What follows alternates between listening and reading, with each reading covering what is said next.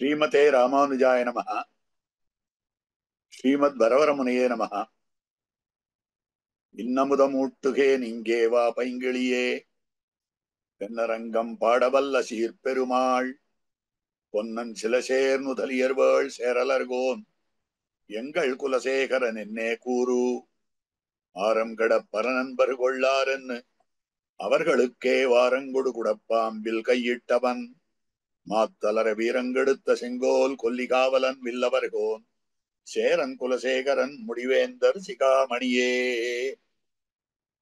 ஸ்ரீமத் வேதமார்க்க பிரதிஷ்டாபனாச்சாரிய உபய வேதாந்தாச்சாரியராய் ஸ்ரீமத் பரமஹம்ச பரிவிராஜகாச்சாரியராய் எழுந்தருளியிருக்கும் நம் எதுகிரி எதிராஜ நாராயண ராமானுஜ ஜீயர் சுவாமியினுடைய பரமானுகிரகத்தாலும் எம்ஓபி அறக்கட்டளையாருடைய விசேஷமான அனுகிரகத்தாலும் நமக்கு திவ்ய பிரபந்த தாரா என்கிற தலைப்பிலே அருளிச்செயல் பாசுரங்களுடைய அனுபவத்தை பதிகம் பதிகமாக பகுதி பகுதியாக அனுபவிக்கும்படியான ஒரு பெறாப்பேறு கட்டியிருக்கிறது.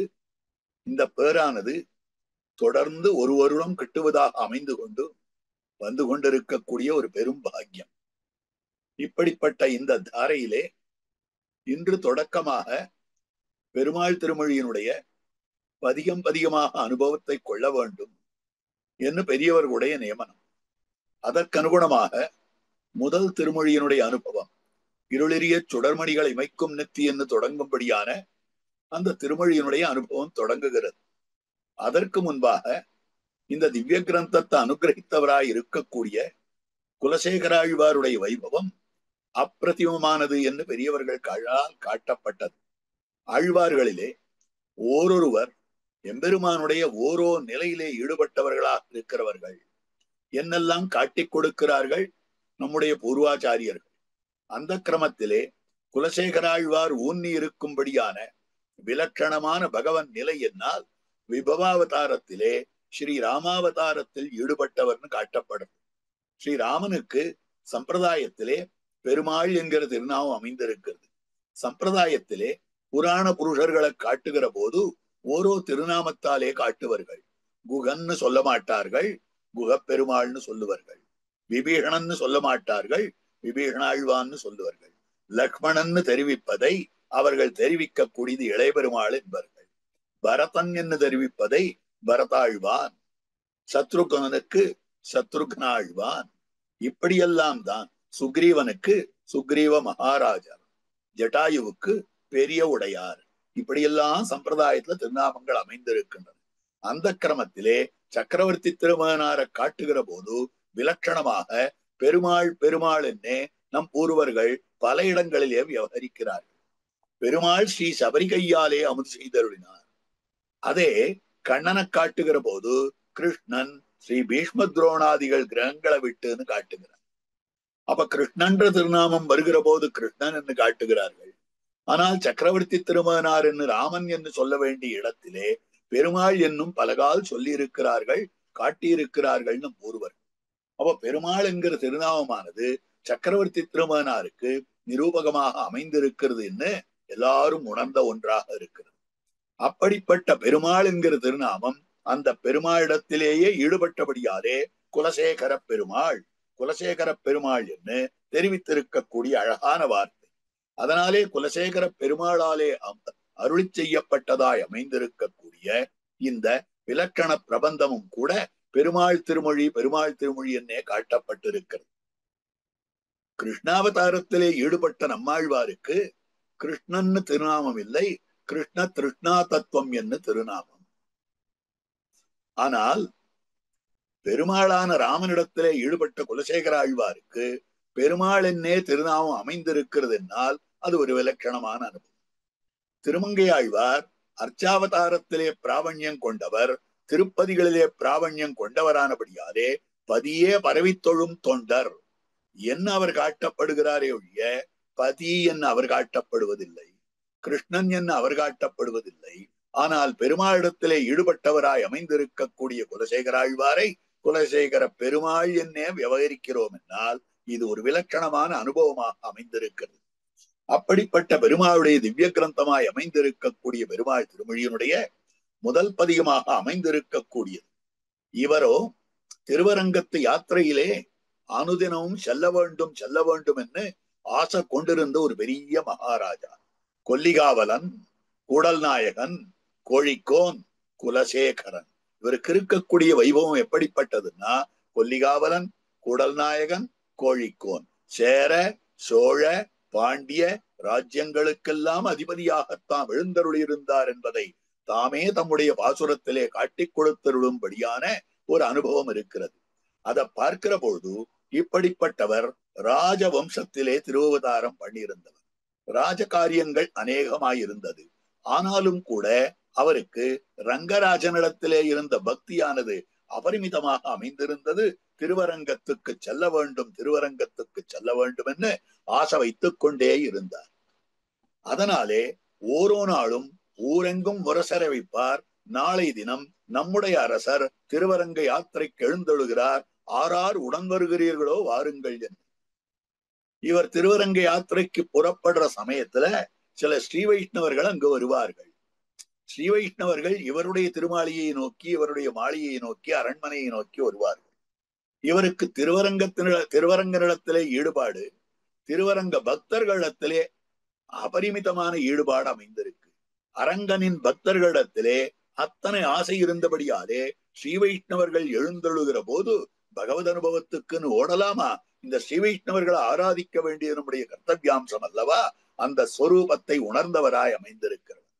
ஆகவே தத் ஸ்வரூபானுகுணமாக இவர் அவர்களை வரவேற்று அவர்களுக்கு வேண்டிய உபச்சாரங்களை பண்ணுவதிலே அன்றைய பொழுது கழிந்துவிடும். ஆகவே அதற்கு மறுநாள் தாம் திருவரங்க யாத்திரை போக வேண்டும் என்று முயற்சி செய்வார். அன்றைய தினமும் சில ஸ்ரீ வைஷ்ணவர்கள் வருவார்கள். என்ன காரணம் என்னால், மந்திரிகள் இவர் ராஜ்யத்தை துறந்து திருவரங்கத்துக்கு சென்று விட்டாரே, ஆனால் ராஜ்ய காரியங்களிலே ஈடுபட வேண்டுமே, ராஜ்ய காரியங்கள் நிறைவேற வேண்டுமே, அதற்கு என்ன செய்வது என்கிற கவலையிலே ஓரோ நாளும் ஸ்ரீ வைஷ்ணவர்களை இவருடைய மாளிகையிலே கொண்டு வந்து தாங்களாகவே சேர்த்தார்கள். அதற்கனுகுணமாக ஒவ்வொரு நாளும் திருவரங்க யாத்திரை தடப்பட்டது. அதனால ஒவ்வொரு நாளும் மறுநாள் திருவரங்க யாத்திரை என்கிற ஒரு முழக்கம் அவருடைய நகரத்திலே எப்பொழுதும் இருந்து கொண்டிருந்தது. அதனால்தான் இவர் அனுகிரகித்தருளியதாக காட்டப்படும்படியான முகுந்தமாலை என்கிற திவ்ய கிரந்தத்தினுடைய தனியன் அற்புதமாக அமைந்திருக்கிறது. குஷ்யதே யஸ்ய நகரே ரங்கயாத்ரா தினே தினே தமகம் சிரசா வந்தே ராஜானம் குலசேகரம். அந்த ராஜாவான குலசேகரை வணங்குகிறேன். யஸ்ய நகரே, ஆருடைய நகரத்திலே, குஷ்யத்தே, இப்படிப்பட்ட கோஷம் இருக்கக்கூடியது. தினே தினே குஷ்யத்தே, ஒவ்வொரு நாளும் இந்த கோஷமானது அமைந்திருக்கக்கூடியது. ரங்க யாத்ரா, ஸ்ரீரங்க யாத்திரை என்னும்படியான கோஷமானது ஓரோ நாளும் இவருடைய அற்புதமான திவ்யமான நகரத்திலே நடந்து கொண்டிருக்கிறது. அப்படிப்பட்ட குலசேகர ஆழ்வாரை வணங்குகிறேன், அந்த ராஜாவை வணங்குகிறேன் அப்படின்னு சொல்லும்படியான விஷயமாக அமைந்திருக்கக்கூடியது. அப்போ பகவத் விஷயத்துல எத்தனை ஈடுபாடாக அமைந்திருக்கிறது. பகவத் விஷயத்திலே ஈடுபாட்டுடன் கூடியிருக்கக்கூடிய விலட்சணமான அதிகாரிக்கு என்னென்ன விஷயங்கள் அமைந்திருக்கும் அப்படின்னு கேட்டால், சம்பாவிதமான குணங்களாக வரத்தக்கதாக அமைந்திருக்க குணங்களாக பகவத் அனுகிரகத்தாலே அவனிடத்திலே இருக்கக்கூடிய ஈடுபாட்டுக்கு அனுகுணமாக வரும்படியான குணங்கள் 6 அம்சங்கள் நம்முடைய பெரியோர்களாலே காட்டப்பட்டிருக்கின்றன. ஆனுகூல்யஸ்ய சங்கல்பம், அனுகூலமான எண்ணங்கள் வரும். பிராதிகூல்யஸ்ய வர்ஜனம், விரோதமான எண்ணங்கள் எல்லாம் ஒழியும். ரட்சிஷ்யதீதி விஸ்வாசம், அந்த எம்பெருமான் காப்பான் என்னும்படியான நம்பிக்கை, பரிபூர்ணமான நம்பிக்கை வரும். கோப்திருத்துவ வரணம், எம்பெருமானே நீயே ரட்சகனாக அமைய வேண்டும் என்று அவனை கோப்தாவாக ரட்சகனாக வரிக்கும்படியான தன்மை. ஆத்ம நிக்ஷேபம், ஆத்மாவையே அவனிடத்திலே சமர்ப்பித்து விடும்படியான தன்மை. கார்பண்யம், அவனை அடைவதற்கு உறுப்பாக தன்னுடைய கையிலே எதுவும் இல்லை, கைமுதல் இல்லை என்று சொல்லும்படியான இத்தனையும் வரப்பெறும்படியான குணங்கள்னு காட்டப்படுது, சம்பாவிதமான குணங்கள்னு காட்டப்படுது. இதுதான் பிரபத்திக்கு அங்கம்னு காட்டுகிறார்கள். பலவிதமாக ஆச்சாரியர்கள் வர்ணித்து காட்டியிருக்கிறார்கள். அப்படி பார்க்கிற பொழுது அதுல பகவத் ஆனுகூல்ய சங்கல்பம், ஆக எம்பெருமானிடத்திலே தன்னுடைய அனுகூல புத்தியை காட்ட வேண்டும் என்னால் அனுகூலமாய் அமைந்திருக்கக்கூடிய திருவுள்ளத்தை காட்ட வேண்டும் என்னால், அனுகூலமாய் அமைந்திருக்கக்கூடிய எண்ணத்தை காட்ட வேண்டும் என்னால், அதுக்குன்னு அமைந்திருக்கக்கூடிய பதிகமாக அமைந்திருக்கிறது. அதுதான் இருளிரிய சுடர்மணிகள் என்னும்படியான அற்புதமாக அமைந்திருக்கக்கூடிய விலட்சணமானதாக அமைந்திருக்கக்கூடிய இதுல காட்டக்கூடிய விஷயம் இவரால், அதாவது பக்தி ரூபாபன்ன ஞானமான பகவான் இவருக்கு கொடுத்தார். இவருக்கு கொடுத்த ஞானம் எப்படிப்பட்டதுன்னா பக்தியின் நிலையை அடைந்த ஞானம். வெறும் ஞானத்தை கொடுத்து விட்டு இருந்தால் அதை பார்த்து ஆறி இருக்கலாம். இந்த ஞானம் இருக்கிறது, ஞானான் மோட்சமானபடியாலே இந்த ஞானத்தாலே மோட்சம் கிடைக்கும் அப்படின்னு இருந்து விடலாம். ஆனால் வெறும் ஞானத்தை மாத்திரம் பகவான் கொடுக்கலையே. வெறும் ஞானம்ன்றது சுஷ்க ஞானம்னால், ஒரு பசையில்லாத ஞானம் என்னால், அதாவது ஈரம் இல்லாத ஞானமாக இருக்கக்கூடியது, உலர்ந்த ஞானம். அதனால பிரயோஜனம் கிடையாது. அந்த ஞானத்தை பசையுள்ளதாக ஆக்குவது, ஈரமுள்ளதாக ஆக்குவது என்றால் பக்தி கலசி இருந்தால்தான். அதாவது அந்த ஞானமானது கனிந்து முதிர்ந்து பழுத்து அது பக்தியாக வர வேண்டும். ஞானம் கனிந்த நலங்கொண்டு நாடொரு நைபவர்க்கு வானம் கொடுப்பது மாணவன். ஆக இந்த ஞானமானது முதிர்ந்து பழுத்து பக்தி அவனை விட்டு அகன்று உயிர் ஆற்றகில்லா. அவனை விட்டு அகன்று என்னுடைய ஆத்மா தரிக்காதே அப்படின்ற நிலை யாருக்கு வருகிறதோ அப்படிப்பட்ட அதிகாரிக்கு எம்பெருமான் பரிபூர்ண அனுகிரகம், பரிபூர்ண அனுபவத்தை தருகிறான். அப்ப இப்படிப்பட்ட பரிபூர்ண அனுபவம் வேண்டுமென்னால் இந்த ஞானம் கனிந்த நலம் வேண்டும். இந்த ஞானம் கனிந்த நலத்தைத்தான் எம்பெருமான் ஆழ்வாருக்கு கொடுத்தான், குலசேகர ஆழ்வாருக்கு. அப்படி இருக்கிற போது அவராலே ஆறி இருக்க முடியவில்லை. வெறும் ஞானமாயிருந்தால் ஆறி இருக்கலாம். என் முயற்சியாலே என்னுடைய ஞானானுகுணமாக நான் செயலாற்ற வேண்டும், என் செயலுக்கு அனுகுணமாக நான் பலனை பெற வேண்டும் என்கிற நிலை வரும். ஏவ ஜாதா சயேவ கர்த்தா, ஏவ கர்த்தா சயேவ போக்தா. எவன் அறிகிறானோ அவன் ஆற்றுகிறான், எவன் ஆற்றுகிறானோ அவன் அனுபவிக்கிறான். இந்த கிரமத்துல போயிடும் அது. ஆனால் இவரிடத்துலதான் ஒன்னும் கையில இல்லையே, இவரால வந்ததுன்னு ஒன்று இல்லையே. அப்பொழுது அவனாலே எல்லாம் வந்த பொழுது உடனே பலன் கிட்ட வேண்டாம். அந்த பலன் உடனேனா கிடைத்திருக்க வேண்டும். அப்படி இருக்கிற பொழுது அப்படிப்பட்ட பலன் கிடைக்கவில்லையே என்ன திருவரங்கத்துக்கு செல்லு. இப்ப திருவரங்கத்துக்கு போகிறாரே, மோட்சம் போறேன்னு சொல்ல வேண்டியதுதானே. பரமபத சாம்ராஜ்யத்தை தான் அடைய வேண்டும் என்று ஆசைப்பட்டு கொண்டு பரமபதத்துக்கு போக வேண்டிய அவர் இந்த இடத்துல தான் திருவரங்கத்துக்கு போகிறேன் என்று சொல்லுகிறாரே அப்படின்னு ஒரு கேள்வி வரும். அந்த இடத்துலதான் அற்புதமான விஷயமாக அமைந்திருக்கக்கூடியது, விலட்சணமானது. பரமபதத்திலே என்னென்ன திருக்கல்யாண குணங்கள் அமைந்திருக்கின்றனவோ அந்த திருக்கல்யாண குணங்கள் பூர்ணமாக அமைந்திருக்கக்கூடியது கோயிலிலே. கோயில்னா திருவரங்கம். திருவரங்கத்திலே பரமபதநாதனுடைய அத்தனை குணங்களும் பூர்ணமாக அமைந்திருக்கின்றன. வேதாந்த சாஸ்திரம் காட்டுகிறது, இதம் பூர்ணம் அத பூர்ணம் பூர்ணாது பூர்ணமுதிருச்சதே பூர்ணஸ்ய பூர்ணமாதாய பூர்ணமேவாவிசிஷ்யதே சர்வம் பூர்ணம் சகோ.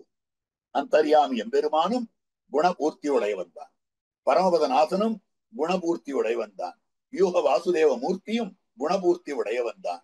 விபவாவதாரத்திலே ராமன் முதலான அவதாரங்கள் உள்ளனவே, அங்கும் குணபூர்த்தி அமைந்திருக்கிறது. அதிலே தேங்கின மடுக்களாய் இருக்கக்கூடிய அர்ச்சாவதாரத்திலே பரிபூர்ணமாக அந்த குணங்கள் பிரகாசிக்கின்றது அப்படின்னு காட்டப்படுது. அப்ப பரமபதத்துல போய் என்னென்ன குணங்கள் அனுபவிக்கிறோமோ அத்தனை குணங்களும் இந்த இடத்துலயும் நாம் அனுபவிக்கலாம். அப்ப அங்கு போய் அனுபவிக்க கூடிய குணங்களை இங்கேயே அனுபவிக்கலாம்னா இங்கேயே போயிடலாமே. இந்த இடத்துல பரமபதத்துல குணானுபவம் பண்ணுகிறோமா அப்படின்னு ஒரு கேள்வி கேட்டா ஆச்சரியமான சமாதானம் காட்டுகிறார்கள் நம் பூர்வர்களான பெரியவர்கள். அதாவது பிணங்கி அமரர் பிதற்றும் குணங்கள் கொள்கையினானே. அமரர்கள் பிணங்கி பிதற்றக்கூடிய குணங்களை உடைய கொள்கை என்ன தெரிவிக்கக்கூடியது. ஆக பிணங்கி அமரர் பிதற்றும் குணம். அமரர்கள் பரமபதத்திலே தங்களுக்குள்ளே பிணக்கம் கொள்ளுகிறார்கள். சுவாமின்ன எம்பெருமானுடைய வாத்சல்யத்தை போல ஒரு குணம் உண்டான்னா, சௌசல்யத்தை போல ஒரு குணம் உண்டான்னா, சௌலபியத்தை போல ஒரு குணம் உண்டான்னா, சுவாமித்துவத்தை போல ஒரு குணம் உண்டான்னு இப்படி ஒருத்தருக்கொருத்தர் தங்களுக்குள்ளே விவாதம் பண்ணி கொள்ளுகிறார்கள். அப்ப பரமபதத்துல குணானுபவம் தான். இத உபனிஷத் காட்டுறது. எப்படி காட்டுறதுன்னா, இங்கிருந்து செல்லும்படியான முக்தனான ஜீவாத்மா சோஷ்ணுதே சர்வான் காமான் சஹா பிரம்மணா விபச்சிதேதி. அந்த பரபிரம்மத்தை இங்கிருந்து செல்லுபவனாய் அமைந்திருக்கக்கூடிய முக்தாத்மா அந்த பரபிரம்மத்தை எல்லா கல்யாண குணங்களுடன் கூடின பரபிரம்மத்தை அனுபவிக்கிறார். அப்ப பரபிரம்மானுபவம் என்பது கேவல ஸ்வரூபானுபவம் கிடையாது. அந்த சொரூபத்திலே அமைந்திருக்கக்கூடிய விலட்சண கல்யாண குணங்களை அனுபவிக்கும்படியானதாக அமைந்திருக்கிறது. அப்படிப்பட்ட கல்யாண குணானுபவத்தை தான் குலசேகராழ்வார் தாம் ஆசைப்பட்டு கொண்டிருக்கிறார் அந்த திருவரங்கத்திலே. ஆகவே அந்த திருவரங்கத்துக்கு செல்ல வேண்டும், திருவரங்கத்துக்கு செல்ல வேண்டும் என்ன அற்புதமாக அனுபவிக்கும்படியான நிலையாக அமைந்திருக்கிறது. அந்த அனுபவத்துக்கு அனுகுணமான பிரார்த்தனை என்னுகோலோ அந்த எம்பெருமான சேவிப்பேன், என்னுகோலோ அங்கு அடியவரோடு அணுகியிருப்பேன், என்னுகோலோ திருவரங்கத்தை சென்று சேருவேன் என்னெல்லாம் பலபடியாக காட்டக்கூடிய 10 பாசுரங்கள் அமைந்திருக்கின்றன. இங்கதான் நம்முடைய ஆச்சாரியர்கள் ஒரு கேள்வி கேட்கிறார். அவதாரிகா பிரகரணத்துல இந்த விஷயங்கள்லாம் காட்டப்பட்டிருக்கு. பெரியவாச்சான் பிள்ளை அதிவிலட்சணமான வியாக்கியானம் அனுகிரகித்தல் இருக்கிறார். அந்த வியாக்கியானத்துல தான் இந்த விஷயங்கள்லாம் காட்டு. இப்போ கேட்கக்கூடிய கேள்வி என்னவென்றால், அனுபவிக்க குறையன் இங்க திருவரங்கத்துல குணானுபவம் பண்ணணும்னா பண்ண வேண்டியதுதானே. அனுபவிக்கிறதுக்கு அவருக்கு என்ன தடை இருக்கிறது? ஒரு தடையும் இல்லை, அனுபவிக்க வேண்டியதுதானே. என்று கொலோ கண்குளிர காணு நாளே, என்றைய தினம் கண்குளிர நான் காணுவேன் அப்படின்னு சொல்ல வேண்டிய நிர்பந்தமே இல்லையே, அப்படின்னு சாதிக்க வேண்டிய நிர்பந்தமே இல்லையே. ஏன் அப்படி காட்டுகிறார் இவர் அப்படின்னு தெரிவித்தார்கள். அங்கதான் தெரிவிக்கிறார். 2 காரணங்கள் காட்டுகிறார். இதுக்குன்னு 2 சமாதானங்கள் பெரியவாச்சான் பிள்ளை காட்டுகிறார். ஒன்று, சுவாதந்திரியம் பிறப்பே உடையராக, ஜன்ம சித்தமான சுவாதந்திரியம், இவருக்கு பிறவியிலேயே இருக்கக்கூடிய சுவாதந்திரியம். எந்த சேத்தனாய் இருந்தாலும் சரீர சம்பந்தம் இருந்தால் அவன் ஒரு சுவாதந்திரியத்தை இல்லாத சுவாதந்திரியத்தை ஏறிட்டுக் கொள்ளுகிறான். இது எல்லாருக்கும் ஜன்மசித்தமான சுவாதந்திரியம் இருக்குது. ஒரு சரீர சம்பந்தம் பெற்று விட்டால் பிரம்மாவோடு பிபீலிகாவோடு வாசியற, பிரம்மாவோடு பிபீலிகையோடு வாசியற அத்தனை பேருக்கும் அந்த கர்வம் இருக்கு. அத்தனை பேருக்கும் அந்த ஒரு விதமான சுவாதந்திரியம் இருக்கு. நான் நான் நான் சுவாதந்திரியாந்தோ எதி சியாத் பிரதமம். இவன் சுவாதந்திரிய குருடனாக எல்லா சேத்தனர்களும் இருக்கிறார். அப்படி சேத்தனர்களுக்கு உண்டானதான சுவாதந்திரியம்னு சொல்லலாம். பிறப்பே உடைத்தாய், பிறப்பாலே ஏற்பட்டிருக்கக்கூடிய இவருக்கு விசேஷிய மற்றொரு சுவாதந்திரியம் இருக்கிறது. என்னவென்னால் ராஜத்வம்.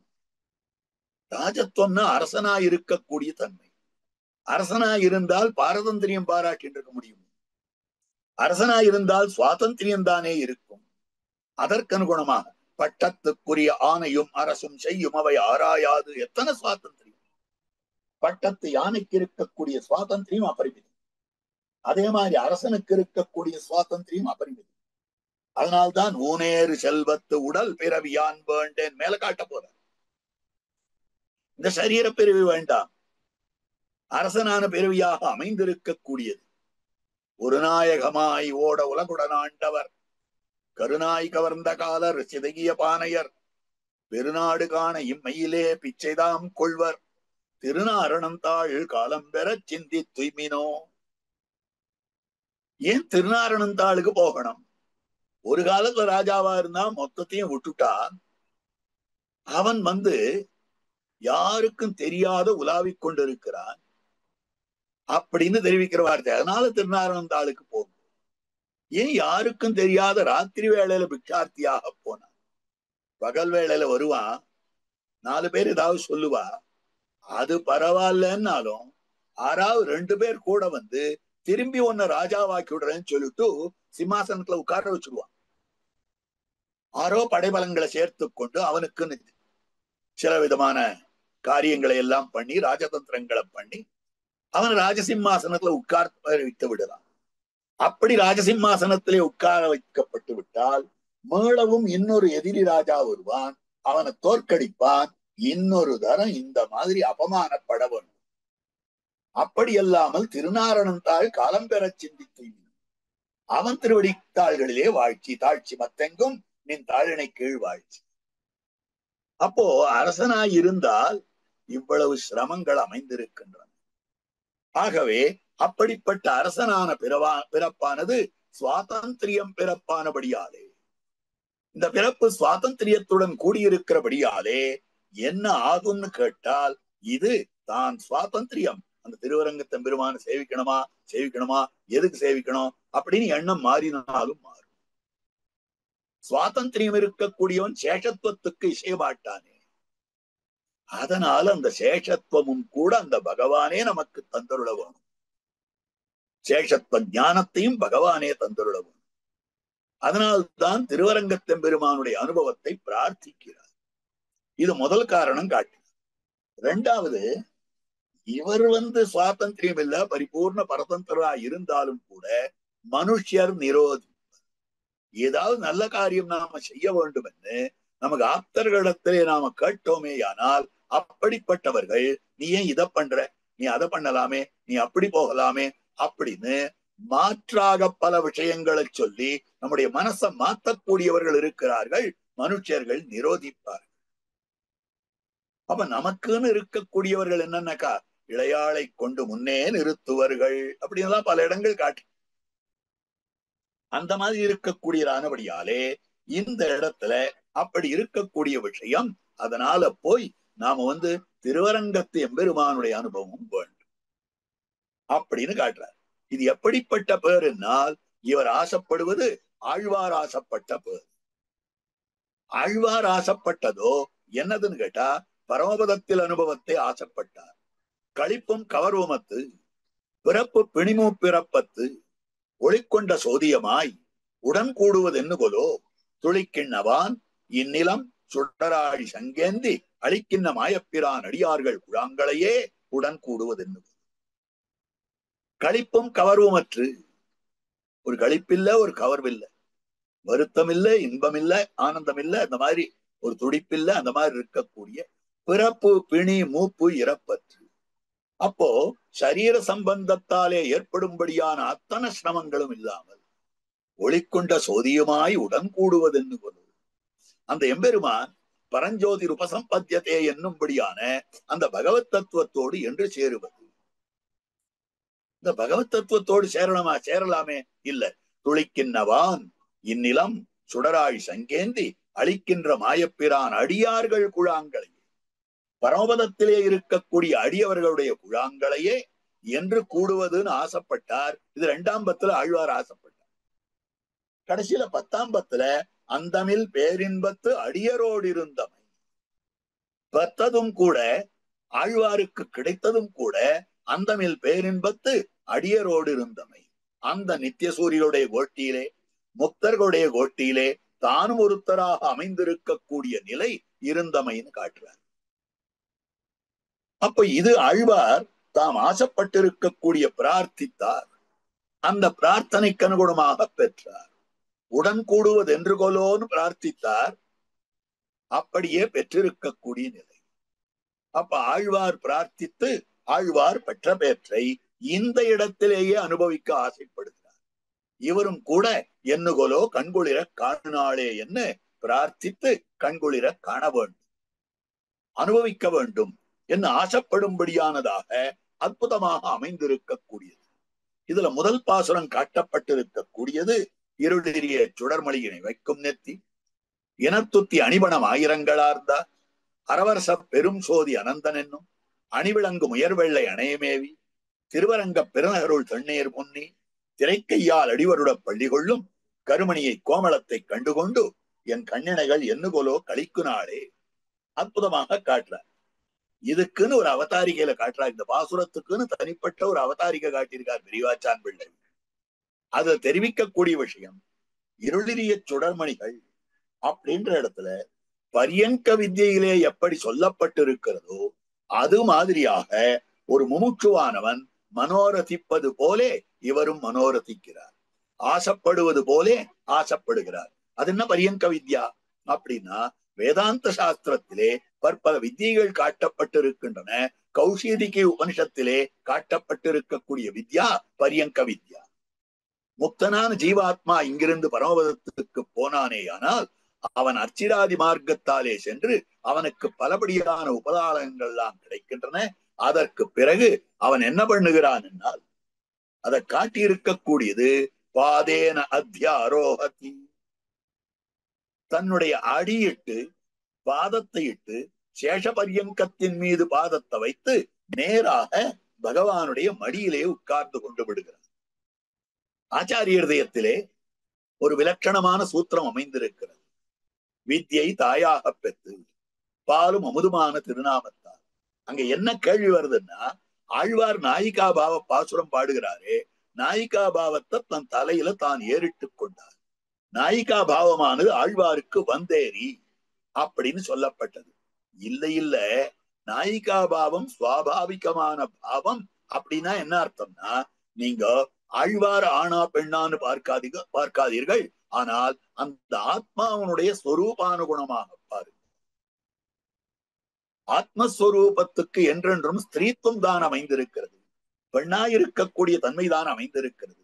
ஆகவே அப்படி இருக்கிற பெண்ணாயிருக்கக்கூடிய தன்மைக்கு அனுகுணமாக ஆழ்வார் தாம் பெண் பாவனையிலே பாசுரம் பாடினார்னால் அது வந்தேரியன்னு, அது சுவாபாவிகம்.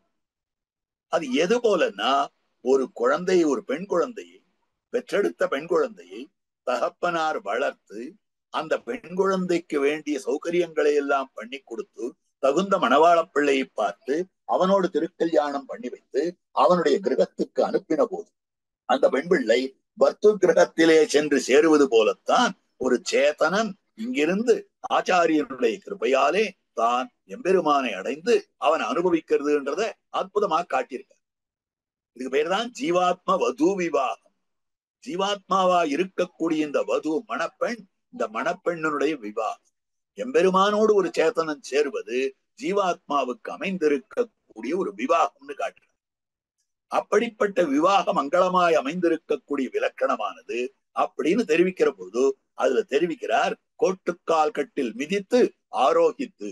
பரியங்க வித்தியிலே சொல்லப்பட்டிருக்கக்கூடிய இந்த விஷயத்தை தான் நாயனார் அந்த இடத்துல எடுத்து காட்டுகிறார். கோட்டுக்கால் கட்டில் மிதித்து ஆரோகித்து. ஒரு பெண் பிள்ளையானவள் பர்த்தாவனுடைய கட்டிலே கால் வைத்து எப்படி ஏறி அமர்ந்திருப்பளோ அதே மாதிரியாக இந்த சேதனன் எம்பெருமானுடைய கோட்டுக்கால் கட்டிலாக அமைந்திருக்கக்கூடிய அந்த சேஷ பரியங்கத்தின் சேஷபீடத்தின் மீது தன்னுடைய பாதத்தை வைத்து தம் பாதேன அத்தியாரோகதி, அந்த மாதிரி கால் மிதித்து ஏறுகிறான். ஏறி அங்கிருந்து நேர எம்பெருமான் மடியில போய் உட்கார்றான். எம்பெருமான் இப்படி ஆலிங்கனம் அடிக்கிறான் தன்னுடைய மார்பில. பரத அக்ரூர மாருதிகளை பரிஷ்வங்கித்த மணிமிகு மார்பிலே குருமா மணியாயணையும் வஸ்து. பரதாழ்வானை, அக்ரூரனை, மாருதியான ஹனுமானை, இவர்களையெல்லாம் ஆலிங்கனம் பண்ணி கொண்ட மணிமிகுமார். எந்த திருமார்பாலே பரதாழ்வானை அங்கே பரதமாரோப்பியா என்று ஆலிங்கனம் பண்ணி கொண்டான், எந்த திருமார்பாலே அக்ரூரனை ஆலிங்கனம் பண்ணி கொண்டான், எந்த திருமார்பாலே ஏஷ சர்வஸ்வ பூதஸ்து பரிஷ்வங்கோ ஹனோமதா என்ன திருவடியை ஆலிங்கனம் பண்ணி கொண்டானோ அப்படிப்பட்ட திருமார்பிலே குருமாமணியாயணையும் வஸ்து. ஜீவாத்மா இருக்கிறதே விலட்சண ரத்னம், கௌஸ்துப மணி, ஸ்ரீ கௌஸ்துப மணிய போலே அத்தனை சேத்தன வர்க்கமும் பொருடன் மணிவரமாம் என்ன காட்டப்பட்டிருக்கிறது. மணிவரை வசௌரேன் பெரியவர்கள் காட்டியிருக்கிறார்கள். அந்த ஸ்ரீ கௌஸ்துவம் இருக்கிறதே அத்தனை சேத்தனர்களுக்கும் பிரதிநிதிகள். அப்ப அந்த குருமாமணியாய் அணையும் வஸ்துன்னா குருமாமணி பூன் குலாவி திகழும் திருமார்பு. அந்த திருமார்புல அணையும்படியான வஸ்து ஆலிங்கனம் பண்ணிக்கிறான். ஆலிங்கனம் பண்ணிக்கொண்டு அந்த எம்பெருமான் கேட்கிறான், கோசி பிள்ளாய் நீ யார், பிள்ளாய் நீ யார் அப்படின்னு கேட்க. உடனே நாம சொல்லும்படியான அற்புதமான பதில். பரமபதத்துல பெருமான் கேட்கிறான், ஜீவாத்மா சொல்றான் பிள்ளாய் நீ யாருன்னு கேட்கிறான். அப்ப இந்த ஜீவாத்மா என்ன சொல்லணும்? நான் ஒரு சேத்தனன் அப்படின்னு சொல்லணும். நான் நீதான். இவன் சொல்ற வார்த்தை அகம் பிரம்மாஸ்மி, நான் பிரம்மம், நான் பிரம்மம் அப்படின்னா என்ன அர்த்தம்? நான் ராஜகுமாரன், நான் ராஜபுத்திரன், தேவரீருக்கு பிரகாரபூதனாய் அமைந்திருக்கிறேன், அதனால தேவரீராகவே சொல்லலாம்படியாக அமைந்திருக்கு அப்படின்னு சொல்றானே. இது பரியங்க வித்யா. இப்படிப்பட்ட பரியங்க வித்தியிலே சொல்லப்பட்டிருக்கக்கூடிய விஷயத்தை முமுட்சு மனோரதிக்கிறான். மோட்சத்தை அடையணும்னு ஆசைப்படுகிறான் ஒருத்தன், அவனுக்கு முமுட்சுன்னு பேரு. மோக்தும் இச்சுஹு முமுட்சுஹு. அந்த மோக்தும் இச்சுவாக இருக்கக்கூடிய முமுட்சுவானவன் தான் ஆசைப்படுகிறான் இந்த விஷயத்தை. அதே போல இவரும் கூட திருவரங்க தெம்பெருமானை காண வேணும்னு ஆசைப்படுகிறார். ஆக முமுட்சு மனோரதிப்பது அது. அதைத்தான் இந்த இடத்திலே திருவனந்தாழ்வான் மேல சாய்ந்து கிடக்கக்கூடிய அந்த எம்பெருமான் விஷயமாக அந்த இடத்திலே அனுபவிப்பதற்கு பார்க்கிறார். அப்ப திருவனந்தாழ்வானாகிற திருப்படுக்கையிலே சாய்ந்து கொண்டு திருவரங்கத்தெம்பெருமான் தான் எழுந்தொழி இருக்கிறான். இவர் இந்த முமுட்சுக்கள் மனோரதிக்கும்படியான மனோரத்தை இவரும் கூட இங்கு மனோரதிக்கிறார் அப்படின்னு தெரிவிக்கிறது. இதுதான் இந்த பாசுரத்துக்கு அவதாரிகையிலே காட்டியிருக்கக்கூடிய அற்புதமான விஷயம். இந்த பாசுரார்த்தம் காட்டுகிறார். எம்பெருமான் சேஷபரியங்கத்திலே எழுந்தொழி இருக்கிறார். இருளிரிய சுடர்மணிகளை மைக்கும் நெத்தி, அற்புதமாக ரத்னங்கள் எல்லாம் பிரகாசிக்கக்கூடிய, அதனாலே இருளே ஓடி போகும்படியானதாக அமைந்திருக்கக்கூடியது. ஆக அப்படி இருக்கக்கூடிய நெத்தி இருள் சிதறி ஓடும்படியாக அப்படிப்பட்ட ஜோதிஷான வெளிச்சத்தை உடையதாய் அமைந்திருக்கக்கூடிய அந்த மணிகள் விழிக்கிற நெற்றியை உடைய அந்த திருவனந்தாழ்வானுடைய நெற்றியிலே ரத்தனங்கள் அப்படி ஏதாவது மணிகள், நாகமணிகள் பிரகாசித்துக் கொண்டிருக்கின்றன காட்டு. அதுக்கு மேல இனத்துத்தி அணிபணம் ஆயிரங்களார்ந்த அரரச பெரும் சோதி அனந்த். ஆக இனமான துத்தி, அதாவது இரண்டாக சேர்ந்திருக்கக்கூடிய திருவடிகள்.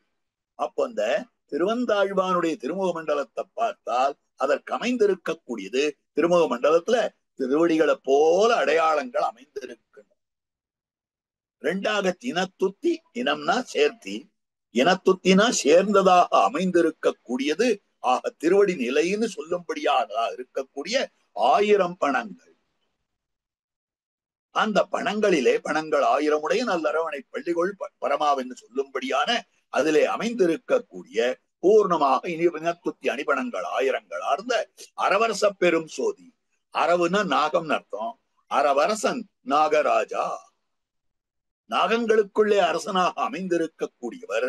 அப்படிப்பட்ட மகா தேஜஸை உடைய. அப்ப அரவரசன் பேரு. மற்ற நாகங்களுக்கெல்லாம் அரசன்.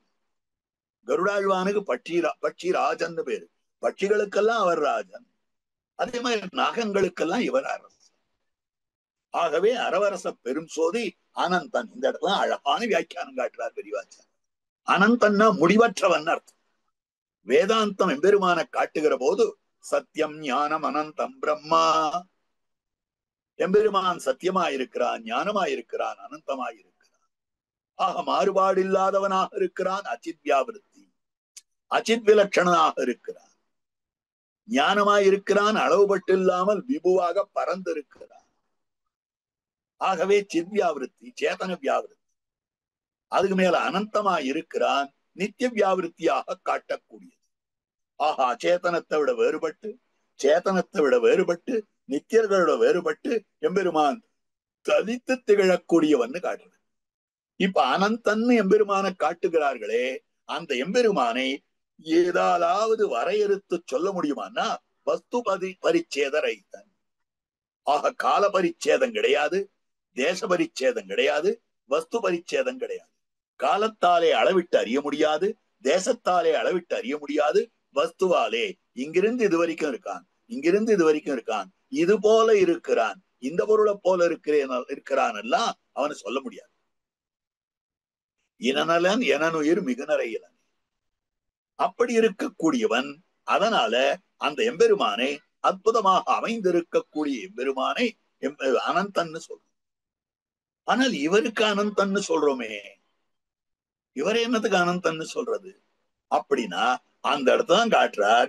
எல்லாவற்றையும் வியாபித்து நிற்கிற சர்வேஸ்வரன், எல்லா வஸ்துக்களுக்குள்ளேயும் வியாபித்திருக்கிறான் பெருமான் அனந்தன். கரந்தசில் இடந்தொரும் இடந்திகள் பொருள்தொரும் கறந்து எங்கும் பறந்து அவனையே தனக்குள்ள அடக்கி கொண்டு விட்டிருக்கிறார். அவனையும் கூட விழாக்குல கொள்ளுமவராக அமைந்திருக்கிறார். ஆக அவனையும் விழாக்குல கொள்ளும்படியான சொரூப குணங்களை உடையவர். சேஷத்துவ ஸ்வரூபத்துக்கு அனுகுணமாக அவனுக்கு படுக்கையாயிருந்து அவனையே தனக்குள்ள அடக்கின்றார். அதனால தெரிவிக்கக்கூடிய விஷயம் அரவரச பெரும் சோதி அனந்தன் என்னும் பெருமாள் அரவரச பெரும் சோதியிலே வீற்றிருக்கிறார். இவர் அனந்தன் அவர் பேரை என்னத்துக்கு சொல்லணும்? கருடாழ்வான புள்ளரையன்னு சொல்லுவார். புள்ளின் மெய்ப்பகை கடல் கிடத்தல் காதலித்ததேன்னு சொல்லுவார். அப்ப புள்ளுன்னு சொல்றான். பையுடைய நாகப்பகை கொடியானுக்குன்னு சொல்றார். இப்படியெல்லாம் சொல்லும்படியான நிலையிலே கருடாழ்வானுக்குன்னு ஒரு தனி பெயர் உண்டு. அந்த பெயர் இதுன்னு யாராவது காட்டுறோம். ஆனால் இவருக்கு மாத்திரம் இது காட்டுவதற்கு என்ன காரணம்னா, இது கருடாழ்வானுக்கு பெயர் காட்டாததுக்கு என்ன காரணம் தெரியல. ஆனால் இவருக்கு இங்க அனந்தன்னு சொல்றதுக்கு என்ன காரணம்னா, இவரை போலவே இன்னும் சில பாம்பெல்லாம் இருக்கு, இன்னும் சில சர்ப்பங்கள்லாம் இருக்கு. சுமுகன், வாசுகி, தட்சகன் இத்தியாதி பாம்பெல்லாம் சொல்றதோ இல்லையோ. அதனால அதெல்லாமும் பாம்புகளுக்குள்ள தலைவனா உட்கார்ந்துருக்கோ இல்லையோ. ஒருவேளை தட்சகன் மேல பெருமாள் படுத்துட்டு இருக்காரா? சுமுகன் மேல படுத்துட்டு இருக்காரா? வாசுகி மேல படுத்துட்டு இருக்காரா? சுமுகனை பகவான் தான் காப்பாற்றினார். அதே மாதிரி வாசுகி மந்திரமலையை கடைவதற்கு உபயோகப்படுத்த கயிறாக அமைந்திருக்கிறது.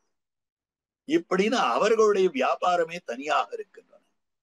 ஆனால் திருவனந்தாழ்வானுடைய வியாபாரம் எப்படிப்பட்டதுனால், இந்த அனந்தனுடைய வியாபாரம் சென்னால் உடையாம், இருந்தால் சிங்காசனமாம், நின்னால் மறுபடியாம், நீழ்கடல் என்னும் புனையாம், மணிவிளக்காம், பூம்பட்டாம், புல்குமனையாம், திருமார்கரவு நிவாச சையாசன பாதுகாம் சுகோபதான வருஷாதப வாரணாதிபி சரீரபேதை ஸ்தவசேஷதாங்கதை யதோச்சிதம் சேஷை தீரி தேஜனை என்ன இப்படி எம்பெருமானுக்கு எல்லா விதமான கைங்கரியங்களையும் பண்ணக்கூடியவர் அரவரச பெரும் சோதி அனந்தன். அனந்தனுக்கு அனந்தமான கைங்கரியங்களை பண்ணக்கூடியவர் அனந்தனாகவே அமைந்திருக்கிறது. அணிவிளங்கும் உயர்வெள்ளை அணையமேவி. ஆக அணிவிளங்கும் உயர்வெள்ளை அணையமேவி அழகு மிக்கதாயிருக்கிறது, ஓங்கி இருக்கிறது, வெள்ளவளையல்னு இருக்கிறது. ஆச்சரியமான விஷயம். திருவரங்கத்தெம்பெருமானுடைய சேஷபரியங்கம் இருக்கிறதே வெள்ளவளையல்னு படுக்கை. ஒரு படுக்கைனா எப்படி இருக்க வேண்டும்? படுக்கைக்கு இருக்கக்கூடிய 5 விதமான லட்சணங்கள் காட்டப்பட்டிருக்கு. படுக்கை மென்மை, நன்னா மெத்த மெத்தென்று இருக்க வேண்டும். குளிர்த்தி, குளிர்ச்சியுடன் இருக்க வேண்டும். நாற்றம், அற்புதமான சுகந்தமாக அமைந்திருக்க வேண்டும், சௌகந்தியத்தோட கூடியிருக்க வேண்டும். அதுக்கு மேல பரந்திருப்பதாக அமைந்திருக்க வேண்டும், விஸ்தரமாக இருக்க வேண்டும். அதுக்கு மேல தாவல்யம், விளவிளேன்னு இருக்க வேண்டும் படுக்கை. இந்த 5 பண்புகளும் திருவனந்தாழ்வானாகிற படுக்கைக்கு உண்டு. மென்மை, திருவனந்தாழ்வானுடைய திருமேனியை தொட்டு தொட்டு பார்ப்போமே ஆனால் அத்தனை மென்மையாக இருக்கும்.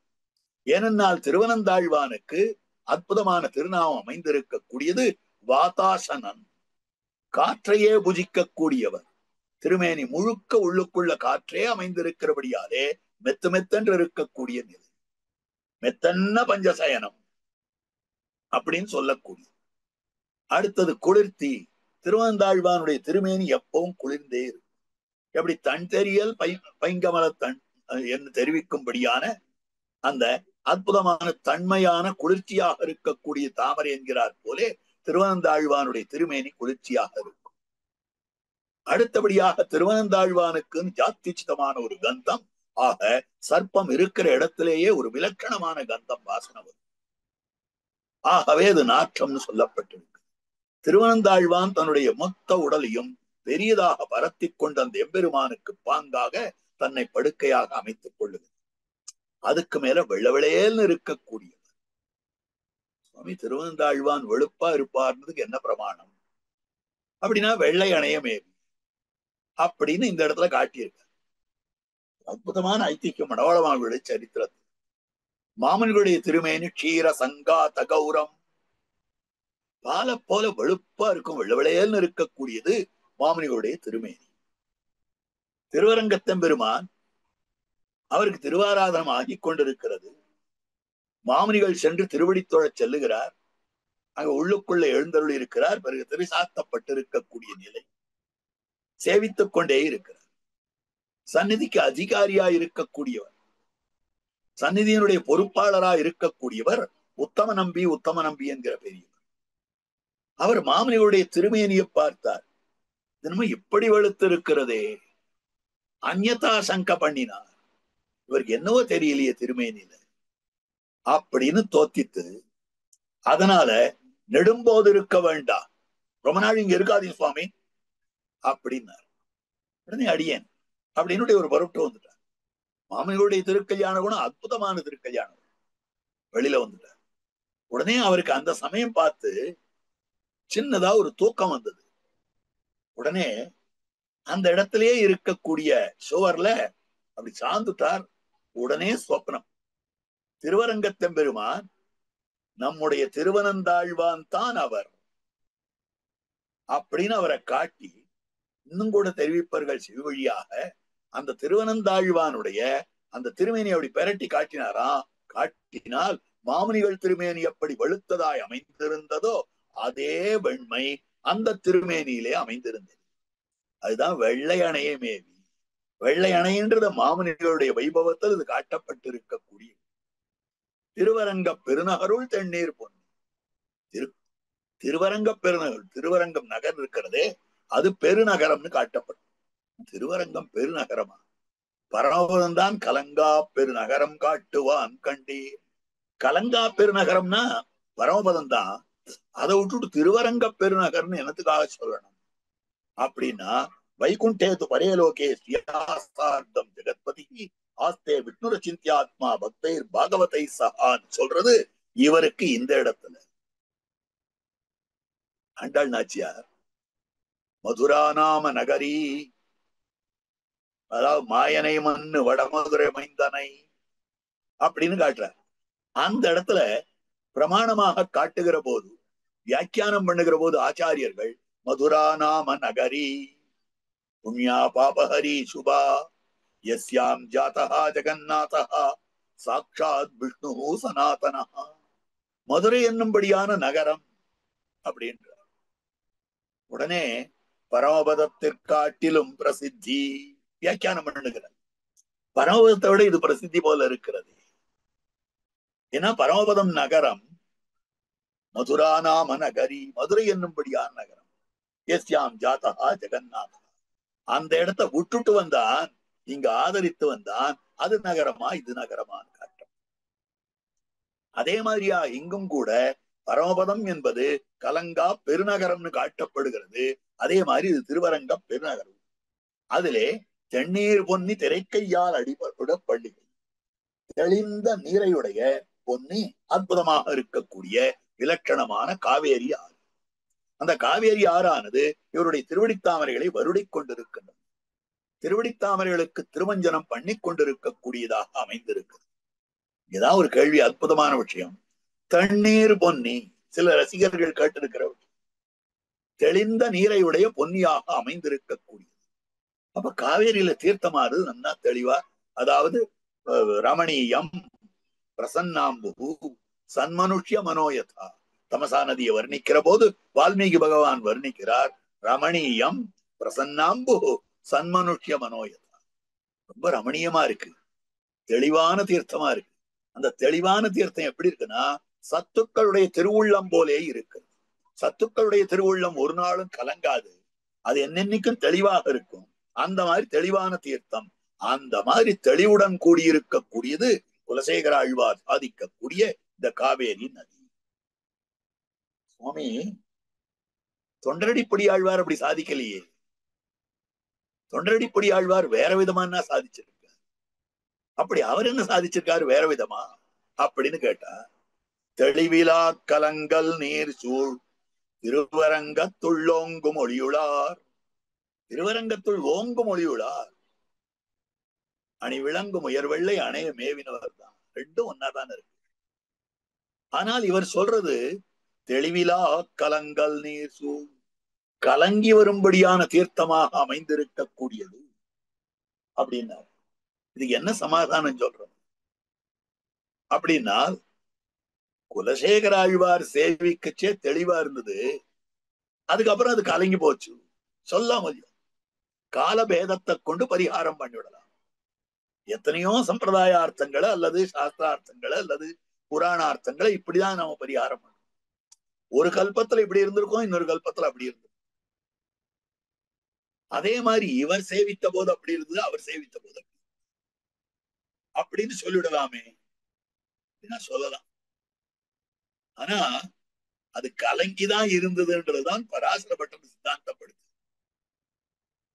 காவேரி நதி, அந்த காவேரி நதி தாயாக இருக்கக்கூடியவள் காவேரி தாய், சமுத்திரம் தகப்பன். சமுத்திரத்துக்கு திருக்குமாரத்தியாக அவதரித்தவர் தான் ஸ்ரீமகாலட்சுமி ஸ்ரீரங்கநாச்சியார்.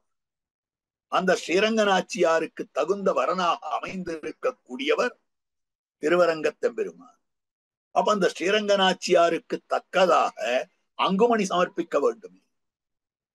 அந்த ஸ்ரீரங்கநாதனுடைய பெருமைக்கு தக்கதாக சீர் செய்ய வேண்டுமே என்பதற்காக காவேரியானது என்ன பண்றது, தன்னுடைய திரைக்கையை எடுத்துக்கொண்டு, திரைக்கைகளிலே எடுத்துக்கொண்டு பல திரவியங்களை தூக்கி கொண்டு வருகிறது.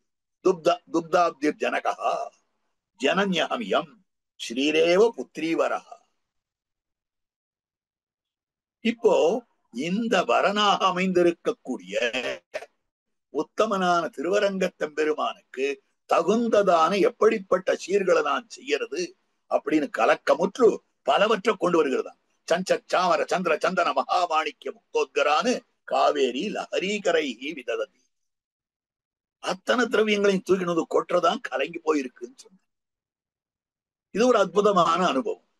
ஆனால் தீர்த்தத்துக்கு எதனால பெருமையினால் அது தெளிவா இருந்தால் தீர்த்தத்துக்கு.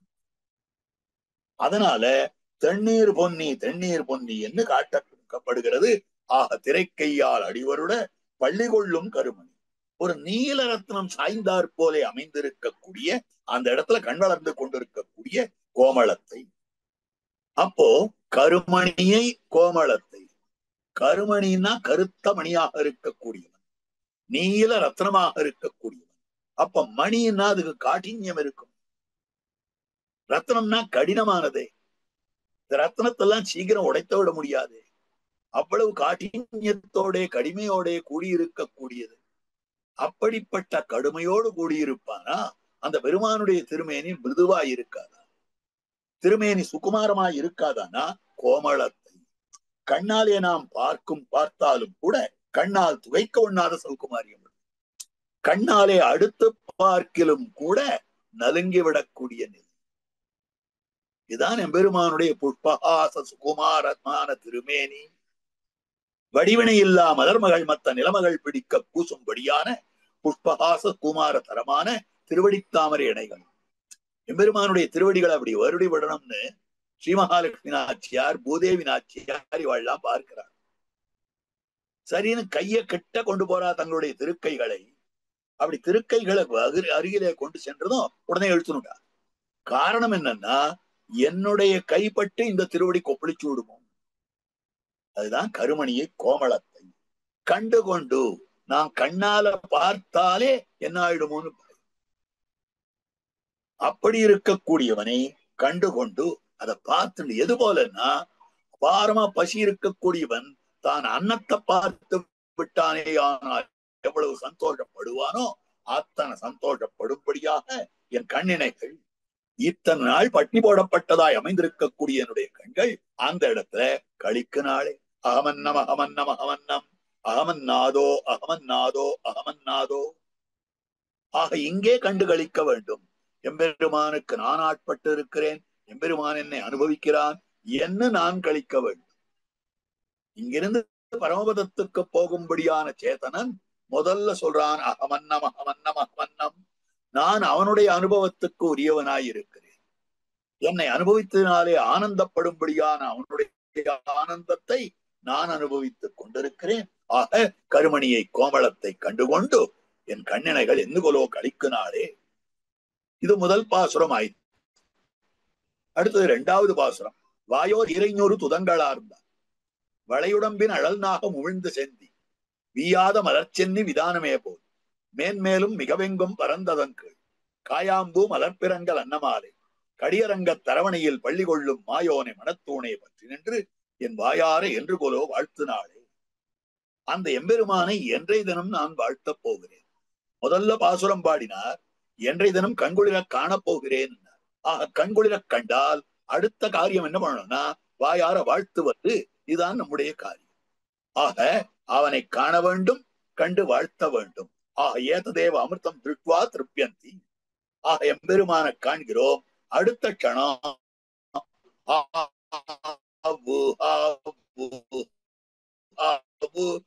தாமகாயன் நாஸ்தி, அவனை வாயார வாழ்த்துதல். இதுக்கு மேல என்ன இருக்கு? ஆகவே ததனுகுணமாக வாயார வாழ்த்த வேண்டும். எப்படிப்பட்ட எம்பெருமானைனா துதங்கள் வார்ந்த வாயோர் இறைஞூறு, வாயோர் இறைஞூறு துதங்களார். ஆக அந்த திருவனந்தாழ்வான் வளையுடம்பின் அழல் நாகம். வளைனா சங்கம் அர்த்தம். சங்கம்னா வெள்ளவெளேல்னு இருக்கிறது. வெள்ளவெளேல்னு இருக்கும்படியான சங்கத்தை போல திருமேனி படைத்தவனாய் இருக்கிறவன் பலதேவன். அதனால்தான் முன்னலோர் வெள்ளி பெருமலை கூட்டன். பலராமன் வெளுப்பா இருக்கான்றத வெள்ளி பெருமலை கூட்டன்னு காட்டு. ஆக வளைவண்ணம், முன்னே ஒரு வெள்ளிப்பெரு. ஆக அந்த இடத்துல காட்டக்கூடிய விஷயம் தெரிவிக்கிறாள். யசோத பிராட்டி மெய்நம்பு வேர்க்கண் நல்லாள், முன்னம் பெற்ற வளைவண்ண நன்மாமேனி, தன்னம்பி நம்பியும் இங்கு பிறந்தது அவன் இவை செய்தறிய. இவனுக்கு முன்னால ஒரு குழந்தை பிறந்தது, வளைவண்ணம் வெளுவெளேன்னு இருக்கிறது. ஆனா வெளுப்பா இருக்கக்கூடிய உடம்பு வளைவண்ண நன்மாமேனி. வளைனா அந்த இடத்துல சங்கம் தான். அதே மாதிரி இந்த இடத்துல வளையுடம்பின் சாதாரணமா சொல்லிடலாம், திருவந்தாழ்வான் இப்படி வளைஞ்சு வளைஞ்சு சயனிச்சுட்டு இருக்காரு பெருமானுக்கு பாங்காக. அதனால வளைஞ்சு போற உடம்புன்னு, வளைஞ்சு போற உடம்பு இல்ல, வளைனா வெளுப்பாக இருக்கக்கூடிய சங்கத்தை போல இருக்கக்கூடிய வெளுத்த திருமேனியை படைத்தவராய் அமைந்திருக்கிறவர். அவருக்கு வாயோர் இறைஞூறு துதங்களார். அவருக்கு இறைஞூறு 1000 வாய் அமைந்திருக்கிறது, துதங்களார் தான். துதம்னா ஸ்தோத்திரம்னு அர்த்தம். ஆக ஸ்தோத்திரம் பண்றதுக்கு பரிகரமாக ஒரு வாயல்ல, 2 வாயல்ல, 3 வாயல்ல, 1000 திருவாக்குகள் அமைந்திருக்கின்றன. நாவு படைத்தவராய் அமைந்திருக்கிறவர் 1000 நாவு படைத்த ஆதிசேஷனாக அமைந்திருக்கிறார். வாயோர் இறைஞூறு துதங்களார். பராசரப்பட்டர் ஆச்சரியமா காட்டுறார்.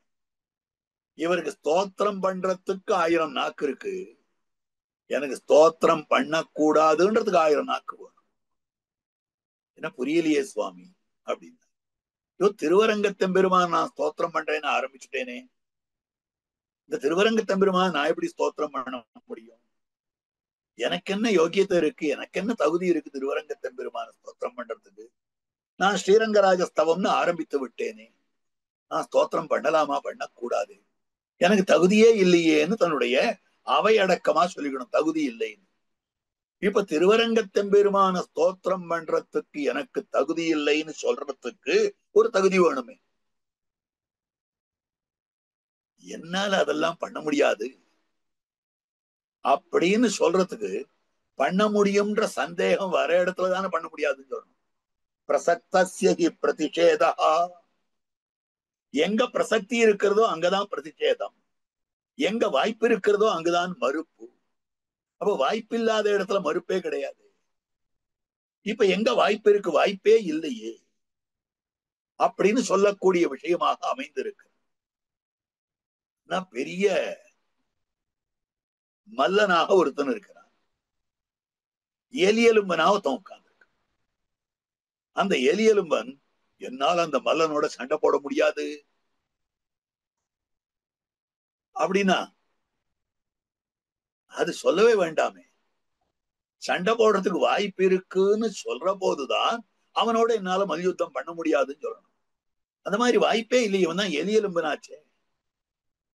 அந்த மாதிரி திருவரங்கத்தெம்பெருமான ஸ்தோத்திரம் பண்றதுக்கு ஏதோ இவருக்கு தகுதி இருக்குது போலியும், தகுதி இருக்குன்னு யாரோ சொல்றா போலியும், அதனால இவர் தகுதி இல்லைன்னு சொல்லுகிறார் போலியும் இப்படி அமைந்திருக்கிறதோ அப்படின்னு கேட்டார்கள். அப்ப தெரிவிக்கிறார், எனக்கு அந்த தகுதி, பெருமான ஸ்தோத்திரம் பண்றதுக்கு தகுதியே இல்லைன்னு நான் சொல்லணும்னா எனக்கு என்ன தகுதி வேணும் தெரியுமா? எதிமே சகசிரவதனாதி வைபவம், எனக்கு சகசிரவதனாக அமைந்திருக்கக்கூடிய அந்த திருவனந்தாழ்வானுடைய வைபவம் வந்ததேயானால் அப்படிப்பட்ட நிலையிலேதான் எதிமே சகசிரவதனாதி வைபவம் நிஜம் அர்ப்பயேத்து சகில ரங்க சந்திரமாக. அப்போ எனக்கு 1000 நாவு படைத்த ஆதிசேஷனுடைய வைபவம் எனக்கு இருந்ததேயானால் அப்ப நான் சொல்லுவேன், ஐயோ என்னால ஸ்தோத்திரம் பண்ண முடியாது. திருவரங்கத்தெம்பெருமான ஸ்தோத்திரம் பண்ண முடியாதுன்னு சொல்றதுக்கு 1000 நாக்கு. அப்ப திருவனந்தாழ்வான ஸ்தோத்திரம் பண்ணத்தக்க 1000 நாவு படைத்தவர் வாயோர் இறைஞூறு துதங்களார்ந்த வளையுடம்பின் அழல்நாகம் உமிழ்ந்த செந்தி வீயாத மலர்ச்சென்னி விதானமே போல் மேன்மேலும் மிகவெங்கும் பறந்ததன். அங்கதான் காட்டுறார், அவன் தன் வாயாலே இடைவிடாதே உமிழும்படியான ஜுவாலைகள். ஏன் அவர் வாயால ஜுவாலைகளை உமிழ்ந்து கொண்டிருக்கிறார்? பரமபதத்து வைபவத்தை முதலாழ்வார்கள் காட்டுறார். அழகான திருவாக்காக அமைந்திருக்கிறது. அதாவது, ஆங்கு ஆரவாரம் அது கேட்டு அழலுமிழும் பூங்கார் அரவணையான் பொன்மேனி ஆங்கு ஆரவாரம் அது கேட்டு இடமோ ஆங்கு ஆரவாரமோ அது. பரமபதத்துல நித்தியமுக்தர்கள் எல்லாம் சாமகானம் பண்ணி கொண்டிருக்கிறார்கள். ஓன்னு சப்தம் இறைச்சல். திருவனந்தாழ்வான் அதை கேட்டுக் கொண்டிருக்கிறார். அவருக்கு பரிவு, எப்பவும் எம்பெருமானையே பார்த்து கொண்டிருக்கிறார். அவனுடைய க்ஷேமம் தான் இவருக்கு முக்கியம். மத்தொன்னும் காதலிய விழல, கட்சவின்னு பேர் அவருக்கு. ஆனாலும் மத்தொன்னு அவருக்கு தோத்தல. திடீர்னு இந்த சப்தம் கேட்டதும் ஆறு வந்துட்டாளோ தெரியலையே, அசுரர்கள் வந்துட்டாளோ. பரமபதத்துக்கு அசுரர்கள் வர முடியாது, ஆறு வர முடியாது, ஆறு யுத்தம் பண்ணி ஜெயிக்க முடியாது. அயோத்தியான்னு பேரு பரமபதத்துக்கு, அபராஜிதான்னு பேரு பரமபதத்துக்கு. அந்த பரமபதத்துல அசுர ராட்சசாள் ஆறு வந்துட்டாளோ என்று தான் பயந்தார். அந்த பயத்துக்கு அனுகுணமாக அழலுமிழும் பூங்கார் அரவணையான், ஆரவாரமோ அது, இடமோ ஆங்கு, பரமபதத்துல அழலுமிழும் வாயிலிருந்து நெருப்ப கக்குகிறார். அந்த பரிவு திருவரங்கத்தெம்பெருமானிடத்துல இந்த திருவந்தாழ்வானுக்கு உண்டே. அதே பரிவுதானே அமைந்திருக்கிறது. ஆகவே அதற்கனுகுணமாக அந்த இடத்துல தெரிவிக்கக்கூடிய விஷயம், ஆக காயாம்பூ மலர்பிறங்கல் அன்னமாலை வளையுடம்பின் அழல் நாகம் உமிழ்ந்த செந்தி வீயாத மலர்ச்சென்னி விதானமே போல் மேன்மேலும் மிகவெங்கும் பறந்ததன். அப்படி அவர் திருவரங்கத்தெம்பெருமானுக்கு விதானம் போலே அமைந்திருக்கக்கூடியவர். விதானமே போல் மேன்மேலும் மிகவெங்கும் பறந்ததன் கீழ் காயாம்பூ மலர்பிறங்கல் அன்னமாலை, காயாம்பூ மலர் மாலையை போல சயனித்துக் கொண்டிருக்கிறார் என்பெருமான். அழகிய பூவாலே செய்யப்பட்ட மாலை போலே இருக்கக்கூடிய சர்வேஸ்வரன். அப்படிப்பட்ட எம்பெருமானை கடியரங்க தரவணையில் பள்ளி கொள்ளும். கடினக மதில் அர்த்தம், அரண் அர்த்தம். கடின வாசனைன்னு ஒரு அர்த்தம் இருக்கு. இந்த வாசனையே அரணாக இருக்கும். இல்ல வாசனையே எம்பெருமானுக்கு ஆபத்தை விளைவிக்கலாம். பலவிதமா வியாக்கியானம் பண்ணி. கடியாறு பொழில் அரங்கத்தம்மான் அரைச்சி வந்த ஆடையின் மேல் சென்னதாமென சிந்தனையே அமல்நாகிறான். கடியார் பொழில் அரங்கத்தம்மான், கடி இருக்கக்கூடிய. ஐயோ, இப்படி வாசனை வீசப்படுத்துட்டு இருக்கானே எம்பெருமான். இந்த வாசனையை பிடிச்சிட்டு ஆறாவது பெருமாள் இங்க இருக்காருன்னு சொல்லிட்டு அசுர ராட்சசர்கள் வந்து விட்டால் என்ன பண்றது அப்படின்னு பயப்படுறார். ஆக கொடிக்கு பயப்படுறார் ஆழ்வார், கடிக்கு பயப்படுறார் திருப்பான ஆழ்வார். கொடிக்கு பயப்படுறார்னா கொடியார் மாடக்கோளு உலகத்தும் புளிங்குடியும். ஐயோ, கொடி கட்டி பறந்து கொண்டிருக்கிறானே, இவ்வளவு உயரமா கொடி இருக்கே, இந்த கருட கொடியை பார்த்து அசுர ராட்சசர்கள் இந்த இடத்தை இனம் கண்டு கொண்டு வந்துடுவாளே, பெருமாளுக்கு ஆபத்தை விளைவித்து விடுவாளே. இப்படி மடியாதின்னே நீ துயில் மேவி மகிழ்ந்ததுதான். திருக்கோளூர்ல சயனித்துக் கொண்டிருக்கிறார், திருப்புளிங்குடியில சயனித்துக் கொண்டிருக்கிறார், கொடி கட்டி பறந்து கொண்டிருக்கிறாய். ஆபத்து வந்துட்டா என்ன பண்றது? ஆழ்வார் கொடிக்கு பயந்தார், திருப்பானாழ்வார் கடிக்கு பயப்படுறார். ஆனால் இந்த இடத்துல தெரிவிக்கக்கூடிய வார்த்தையாக அமைந்திருக்கிறது கடி அரங்கம். கடினா இங்க வாசனைன்னு சொல்ற. ஏன்னா திருவரங்கத்து அரவணையில் பள்ளி கொள்ளும்ன்ற போது கடியரங்கம்னா அந்த அரங்கமானது நன்னா அடைமதில், அதாவது அழகாக மதில்களுடன் ரட்சகமாக அமைந்திருக்கக்கூடிய அப்படிப்பட்ட கடியரங்க தரவணையில் பள்ளி கொள்ளும் மாயோனை ஆச்சரியபூதன். பள்ளி கொள்ளும் மாயோன், பள்ளி கொண்டிருக்கக்கூடிய மாயோன்னா என்ன அர்த்தம்? சயனித்துக் கொண்டிருக்கக்கூடிய ஆச்சரியம். ஆச்சரியம்னா அவ்வளவு அழகா இருக்காங்க. எம்பெருமான் சயனித்துக் கொண்டிருக்கிற போதே அழகு. அங்கதான் பிரமாணம் எடுத்து காட்டுகிறார். சமயா போதித்த ஸ்ரீமான், ஸ்ரீமான் சுகசுப்தா, சமயா போதித்த ஸ்ரீமான் சுகசுப்தா. விராட்டி மடியில பெருமான் சயனித்துக் கொண்டிருந்தான் சித்திரக்கூட பரிசரத்துல. காகாசுரன் வந்து சிரமப்படுத்தினான். பிராட்டி திருமேனி அசைந்தது. அதனால பெருமான் எழுந்து விட்டார். அவன் சயனித்துக் கொண்டு தூங்கும் அழக சேவித்துக் கொண்டிருந்தே அழகன் என்னாலே எழுப்பப்பட்டு விட்டான். அப்ப உறங்கும் போதே அழகு, சயனித்துக் கொண்டிருக்கிற போது அத்தனை சுந்தரமூர்த்தியாக அமைந்திருக்கு. மேலை திக்கிலே ஒரு மதஹஸ்தி படிந்தார் போலேன்னு காட்டுகிறார் பெரியவாச்சான் பிள்ளை மற்றொரு இடத்து வியாக்கியானம்.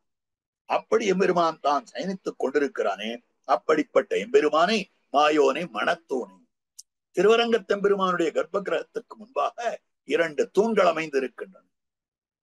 அந்த மாயோனை மணத்தூணை பற்றி நின்று, அந்த மணத்தூணை பிடித்துக் கொண்டு நின்று, எந்ததாக பிடித்துக் கொண்டு நின்று அப்படின்னு காட்டுறார். ஆமோத ஸ்தம்பத்வயங்கள், அதுக்கு எம்பெருமானுடைய விலட்சணமாய் அமைந்திருக்கக்கூடிய ஆமோதம், அந்த வாசனை, அது 2 ஸ்தம்பங்களாக அமைந்திருக்கின்றன. அதை பற்றி நின்று, காரணம் என்னன்னா திருவரங்கத்தெம்பெருமானுடைய அழகில ஈடுபட்டு இருக்கிறது.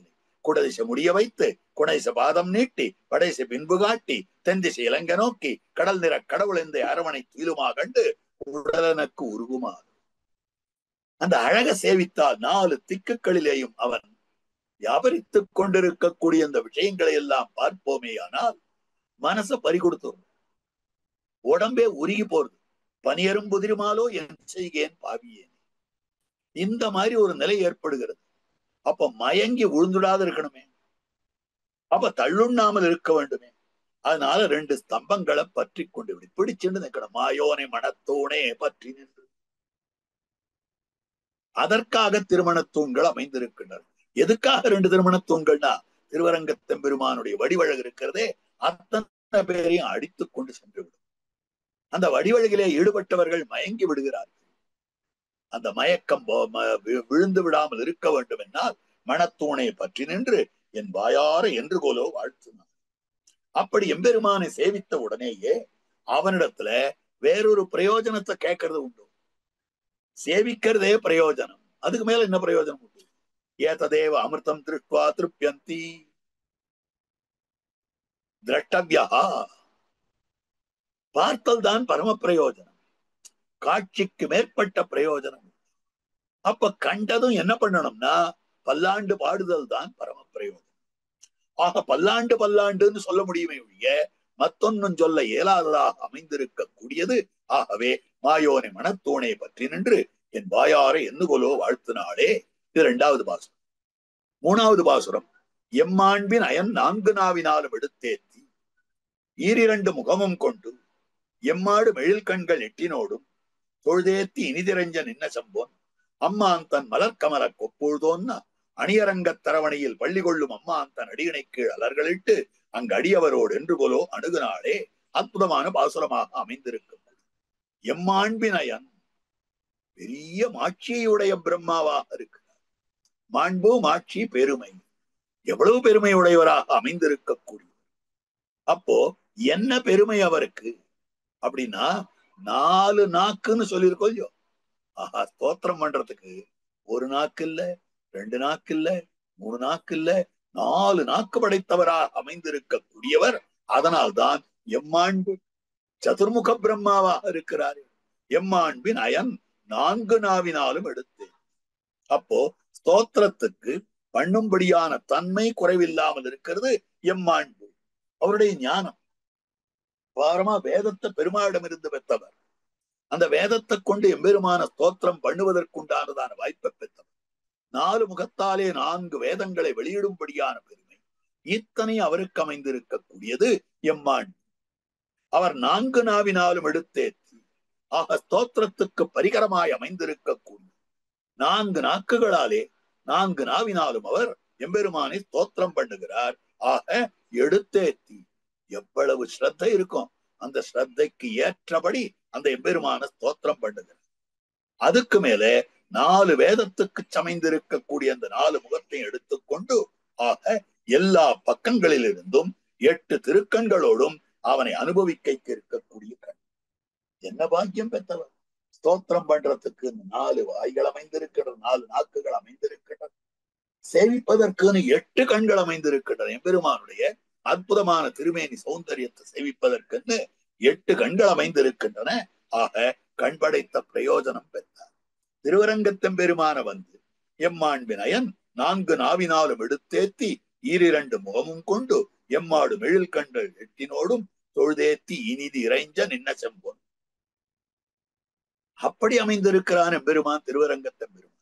அப்ப பிரம்மாவாலே ஸ்தோத்திரம் பண்ணப்பட்டவன், பிரம்மாவாலே சேவிக்கப்பட்டவனாக அமைந்திருக்க கூடியவன் ஆக செம்பொன் அம்மான் தன் மலர்கமல கொப்பொழுதோன் ஆக தொழுதேத்தி இனிதிரைஞ்ச நின்ற செம்பொனம்மான் தன் மலர்கமல கொப்பொழுதோன். அப்போ தன்னுடைய நாபி கமலத்திலே பிரம்மாவை எம்பெருமான் பிரசவித்தான். எழில் உந்தி மேலதன்னோ அடியேன் உள்ளத்தின் உயிர் என்றார் திருப்பாணாழ்வார். அப்ப எழில் உந்தியாக அமைந்திருக்கக்கூடிய அப்படிப்பட்ட நாபி கமலத்தை காட்டுகிற போது செம்பொன் அம்மான் தன் அடியனை கீழ் அலர்கள் செம்பொன் அம்மான் மலர்கமல கொப்பூழ்தோன் அப்படின்னு தெரிவிக்கிறார். அப்போ அம்மான் தன் மலர்கமல கொப்பூழ்தோன்னா அந்த இடத்துல செம்பொன், அந்த திருநாபி கமலம் செம்பொன்னாக இருக்கிறது, அல்லது எம்பெருமான் செம்பொன்னாக இருக்கிறார். அப்படின்னா என்ன அர்த்தம்? இந்த இடத்துலதான் வியாக்கியான அழகாக காட்டி இருக்கக்கூடிய இலக்கணமான திருவாக்கு அமைந்திருக்கு. இவ்வரு கொண்டான காரிய வர்க்கத்துக்கெல்லாம் காரணம் என்னும் மகத்துவம் தோற்றும்படிதான். இவ்வரு கொண்டான ஆக பரமபதத்துக்கு இவ்வருகாக அமைந்திருக்கக்கூடிய பிரகிருதி மண்டலத்திலே இருக்கக்கூடிய அத்தனை காரிய வர்க்கங்கள், மூல பிரகிருதி தொடங்கி அத்தனை விஷயம் இருக்கிறதோ இல்லையோ, பொங்கைம்புலனும் பொரியைந்தும் கருமேந்திரியம் ஐம்பூதம் இங்கே உயிரே பிரகிருதி மானாங்கார மனங்களே என்று சொல்லத்தக்கதாய் அமைந்திருக்கக்கூடிய இதெல்லாம் காரிய வர்க்கம். இதுக்கெல்லாம் காரணமாறுன்னா பகவான் காரணம். ஏனென்றால் இது அத்தனைக்குள்ளையும் அவன் வியாபித்தால் தான் இது இதுவாக இருக்கும். இது அத்தனைக்குள்ளையும் அவன் வியாபிக்கவில்லை என்னால் இவை இவையாக இருக்காது. ஆகவே அப்படிப்பட்ட எம்பெருமான் காரிய வர்க்கத்துக்கெல்லாம் காரணமாய் இருக்கிறான். இவ்வர் கொண்டான காரிய வர்க்கங்கள் அத்தனைக்கும் அவன் காரணபூதன்னு காட்டப்படும். எது போலன்னா தங்கமானது மோதிரத்துக்கு, செங்கிலிக்கு, குண்டலத்துக்கு, கை வளையலுக்கு, தோல் வளைக்கு, ஒட்டியானத்துக்கு இதுக்கெல்லாம் காரணமாக இருக்கிறது. அப்ப இத்தனை காரிய வர்க்கங்களுக்கு காரணம் செம்பொன்னாக அமைந்திருக்கக்கூடியது. ஒன்றை அறிந்தால் எல்லாவற்றையும் அறிந்தாற் போலே ஆகும் அப்படின்னு சொல்லும்படியான விஷயம் ஏக விஞ்ஞானேன சர்வ விஞ்ஞான பிரத்யம் என்று வேதாந்தங்களிலே காட்டப்பட்டிருக்கிற விஷயம்.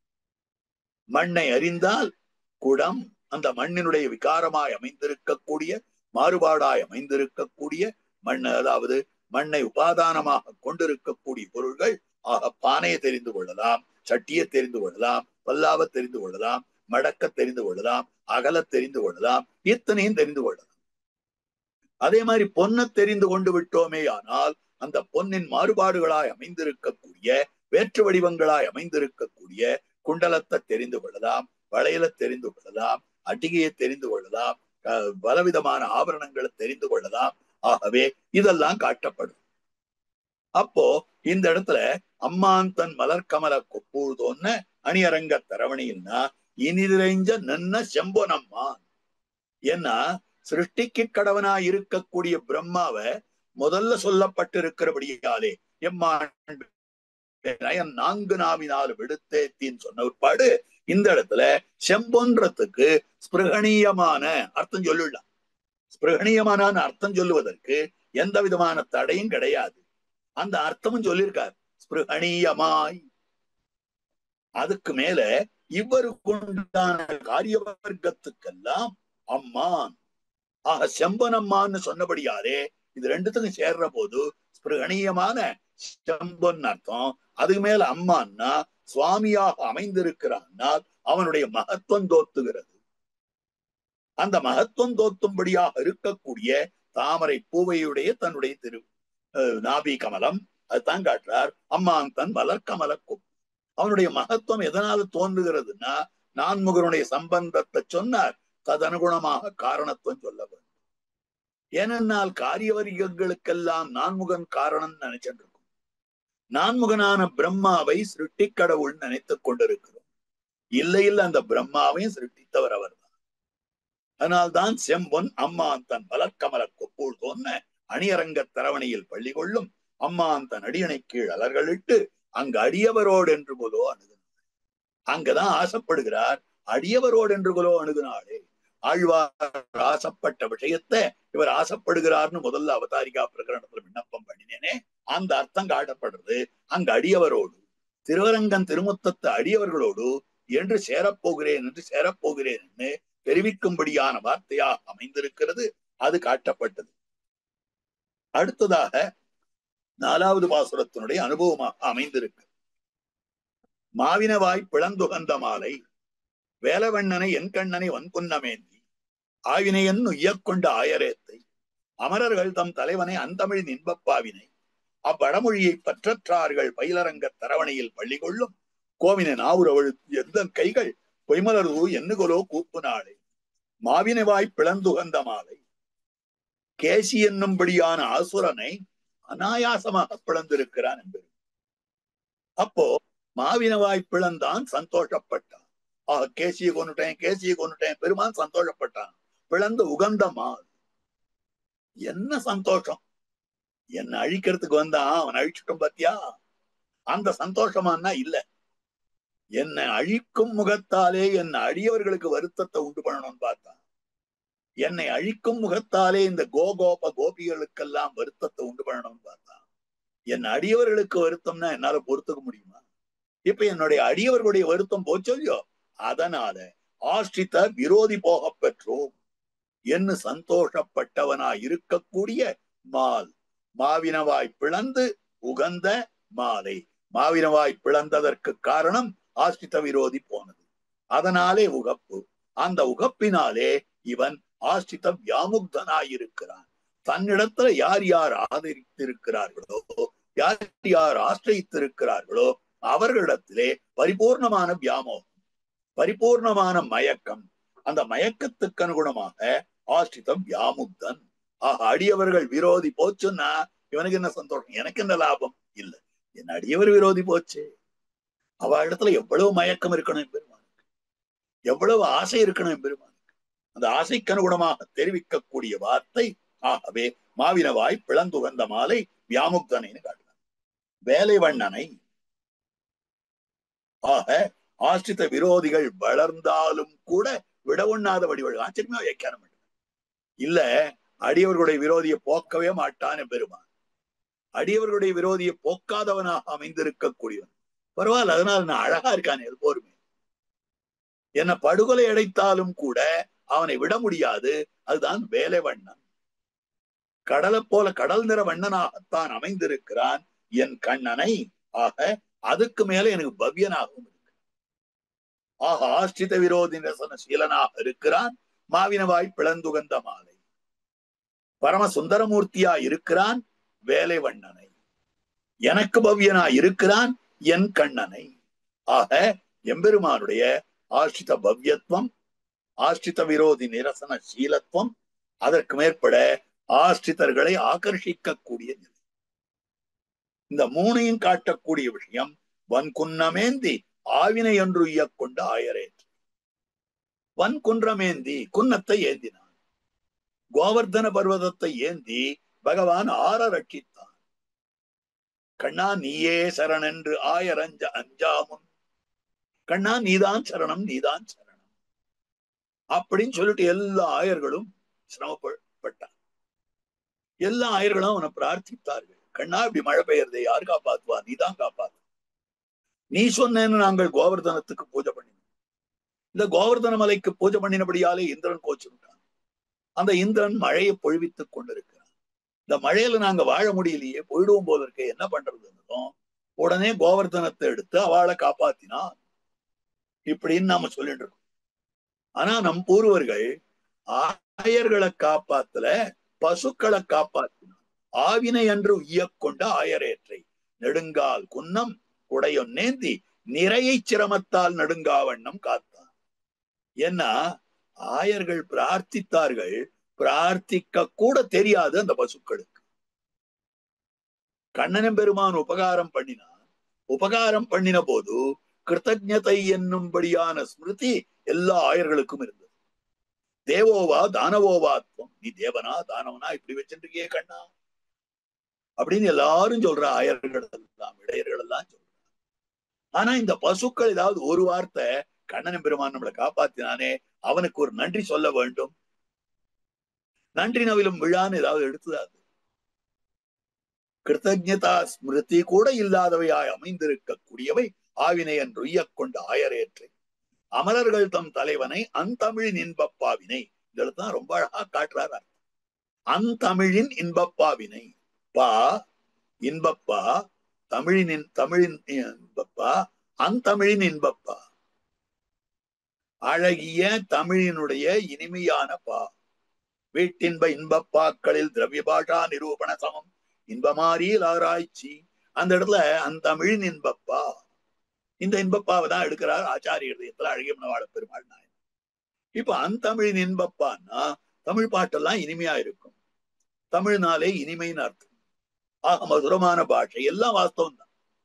தமிழ் பாஷை இனிமையான பாஷை, அத்தனை மாதுரியம் மிக்க இருக்கக்கூடிய வார்த்தை பாஷையாக அமைந்திருக்க. ஆனால் இந்த இடத்துல எல்லா பாக்களையுமா தமிழ் இன்பப்பான்னு சொல்றார்? இல்ல, வியாக்கியானம் பண்றார். இருளெறிய சுடர்மணிகளை மைக்கும் நெத்தி போலே இனியவனை. இருளெறிய சுடர்மணிகளை மைக்கும் நெத்தி என்னும்படியான பாசுரம் எத்தனை இனிமையாக இருக்கிறதோ அத்தனை இனிமையாக அந்த எம்பெருமான் தான் எழுந்தொழிருக்கிறான் அந்த தமிழின் இன்பப்பாவினை. அப்ப தமிழின் இன்பப்பான்னா திருவாய்மொழிய தமிழின் இன்பப்பா சொல்லலாம். இந்த இடத்துல இந்த பாசுரத்துல வந்திருக்கிறபடியாலே இருளிரிய சுடர்மொழி இணைக்கும் நெத்தி என்னும்படியான 10 பாசுரம் தான் தமிழின் இன்பப்பா அப்படின்னு காட்டக்கூடியது. அதுக்கு மேல அவ்வடமொழியை, அவ்வடமொழினா வடமொழி சம்ஸ்கிருதம். சம்ஸ்கிருதம்னா சம்ஸ்கிருதத்துல எத்தனையோ இருக்கு. சம்ஸ்கிருத பாஷையா, சம்ஸ்கிருத வியாக்கரணமா, சம்ஸ்கிருத சாகித்யங்களா, எத்தனையோ காவியங்கள் இருக்கின்றன, நாடகங்கள் இருக்கின்றன, அலங்காரங்கள் சாஸ்திரங்கள் இருக்கின்றன, எத்தனையோ இருக்கு. அதுல எதை சொல்றாருன்னா ஸ்ரீராமாயணம் போலே இனியவனை.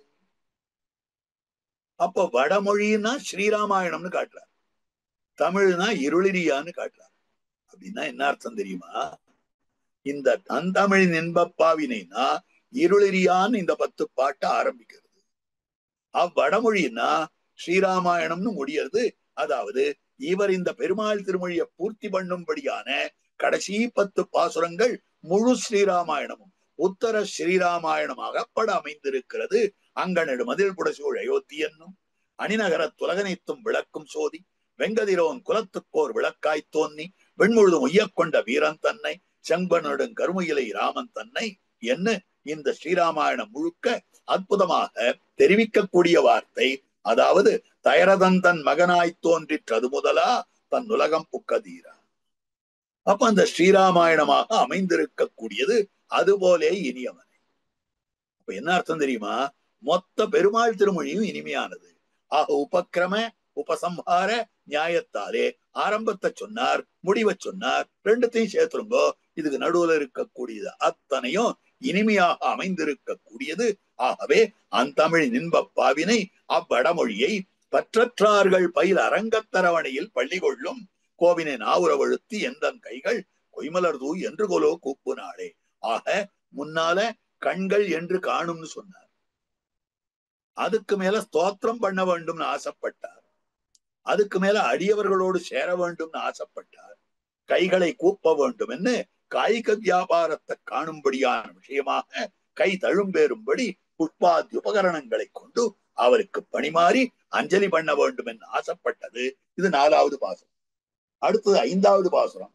இணையில்லா இன்னிசை ஆழ்கழுவின் இன்ப துன்புருவும் நாரதனும் இறைஞ்சியேத்தார் துணையில்லா தொன்மறை நூல் தோத்திரத்தால் தொன்மலர்க்கண் அயன் வணங்கி ஓபாதேத்தார் மணிமாட மாளிகைகள் மல்கு செல்வம் மதிலரங்க தரவணையில் பள்ளி கொள்ளும் மணிவண்ணன் அம்மானை கண்டுகொண்டு என் மலர் சென்னி என்னுகொலோ வணங்கு நாளே. கைகளுக்குண்டான வியாபாரம், அடுத்தது திருமுடிக்குண்டானதான வியாபாரம் அமைந்திருக்கக்கூடியது. அந்த எம்பெருமான ஸ்தோத்திரம் பண்ணக்கூடியவர்கள் அற்புதமான நாரதன் தும்புரு என்னும்படியானவர்களான மகனியர்களாக அமைந்திருக்கக்கூடியவர்கள். தும்புரு நாரதன் என்படியான மகர்ஷிகள் இணையில்லா இன்னிசை ஆள்கள் அழகான யாழக் கொண்டு அவர்கள் பாசுரங்களை எல்லாம் பாடுகிறார்கள், வாசிக்கிறார்கள், எம்பெருமான சந்தோஷப்படுத்துகிறார்கள். எப்படி வீண ஏகாந்தம் என்ன எம்பெருமான் அனுபவிக்கும்படியானது அமைந்திருக்கிறதோ அந்த மாதிரி பண்ணக்கூடியவர்கள். தும்புருவும் நாரதனும் இறைஞ்சியேத்த துணையில்லா தொன்மறை நூல் தோத்திரத்தால் தொன்மலர்கண் அயன் வணங்கி ஓவாதே. கூடவே பிரம்மாவும் ஸ்தோத்திரம் பண்ணி கொண்டிருக்கிறார். யாருன்னா மணிமாட மாளிகைகள் மல்கு செல்வ மதிலரங்க தரவணையில் பள்ளி கொள்ளும் மணிவண்ணன் அம்மா. அந்த எம்பெருமானை நான் கண்டுகொண்டு சேவித்து விட்டு என்னுடைய மலர் சென்னி என்று கொலோ வணங்கு நாளே என்று காட்டுறார். அடுத்து 6வது பாசுரம். அழிமலர் மேல் அயனரன் இந்திரனோடு ஏனை அமரர்கள் தம் குழு அறம்பெயரும் மத்தும் தெளிமதி சேர் முனிவர்கள் தம் குழு முந்தி திசை திசையில் மலர்தூவி சென்று சேரும். அழிமலர் மேல் அயனரன் அயன் அரண் இந்திரனோடு ஏனை அமரர்கள் தம் குழு. ஆக அத்தனை தேவ கூட்டங்களும் வந்திருக்கிறார்கள். தெளிமதி சேர் முனிவர்கள் தம் குழு முந்தி. தெளிந்த மதியுடையவர்களாய் அமைந்திருக்கக்கூடிய உத்தமர்களாய் இருக்கிற முனிவர்கள் மகர்ஷிகளாக அமைந்திருக்கக்கூடியவர்கள். ஆக ஏனைய அமரர்கள் தம் குழுவும் அறம்பெயரும் மத்தும் தெளிந்த மதிசேர் முனிவர்கள். கீழே நாரதர் தெரிவிக்கக்கூடிய விஷயம். நாரதருக்கு இருக்கிற பெருமை திருவரங்கத்துக்கும் நாரதருக்கும் அபாரமான சம்பந்தம் உண்டு. ஆமையாய் கங்கையாய் ஆழ்கடலாய் அவனியாய் அருவரைகளாய் நான்முகனாய் நான்மறையாய் வேள்வியாய் தக்கணையாய் தானுமானார் சேமமுடை நாரதனார். ஆக சேமமுடை நாரதனார் சொல்லப்படுறார்.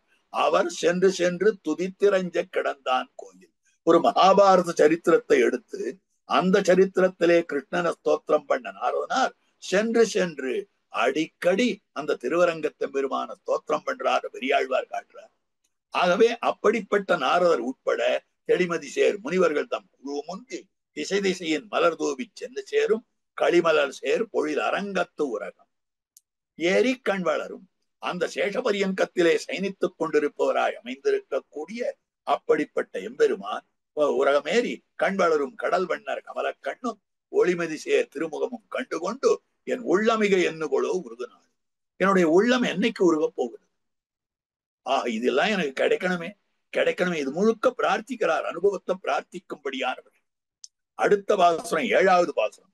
மறந்திகளும் மனமொழித்து வஞ்சமார் ஐம்புலனடங்கள் அடக்கி இடர்பார துன்பம் துறந்து இரு முப்பொழுதேத்தி எல்லையில்லா தொன்னெறிக்கண் நில நின்ன தொண்டரான அறந்திகளும் மனத்தவர்தம் கதியை பொன்னி அணியரங்க தரவணையில் பள்ளி கொள்ளும் நிறந்திகளும் மாயோனை கண்டம் கண்கள் நீர்மல்கை எண்ணுகோலோ நிற்கு நாளே.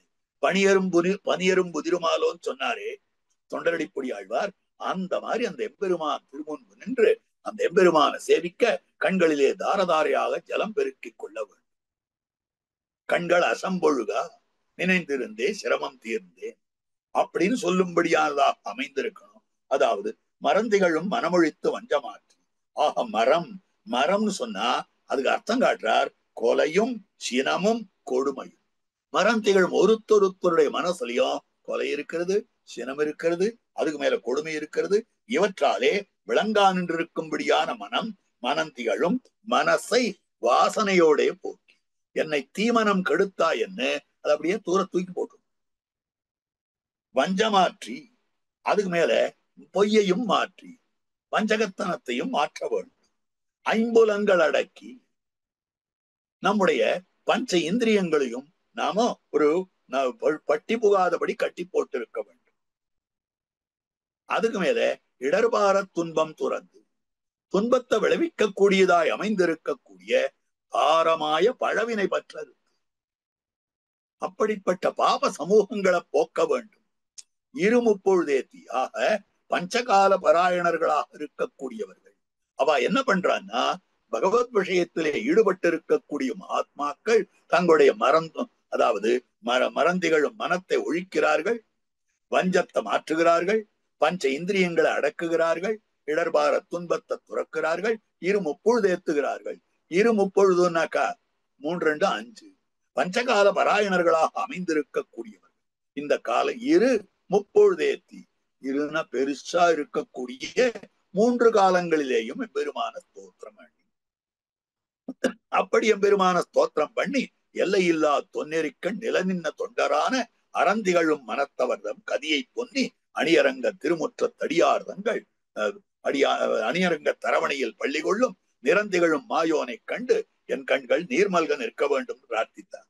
அதுக்கு மேல அந்த எம்பெருமானுக்கு ரட்சகர்களாய் அமைந்திருக்கக்கூடியவர்களார்னா கோலார்ந்த நெடும் சார்கம் கூனல் சங்கம் கொலையாழி கொடுந்தண்டு கொத்த ஒழ்வாய் காலார்ந்த கதிக்கருடன் என்னும் வெண்ணி கடும்பறவை இவை அனைத்தும் புறம் சூழ் காப்ப.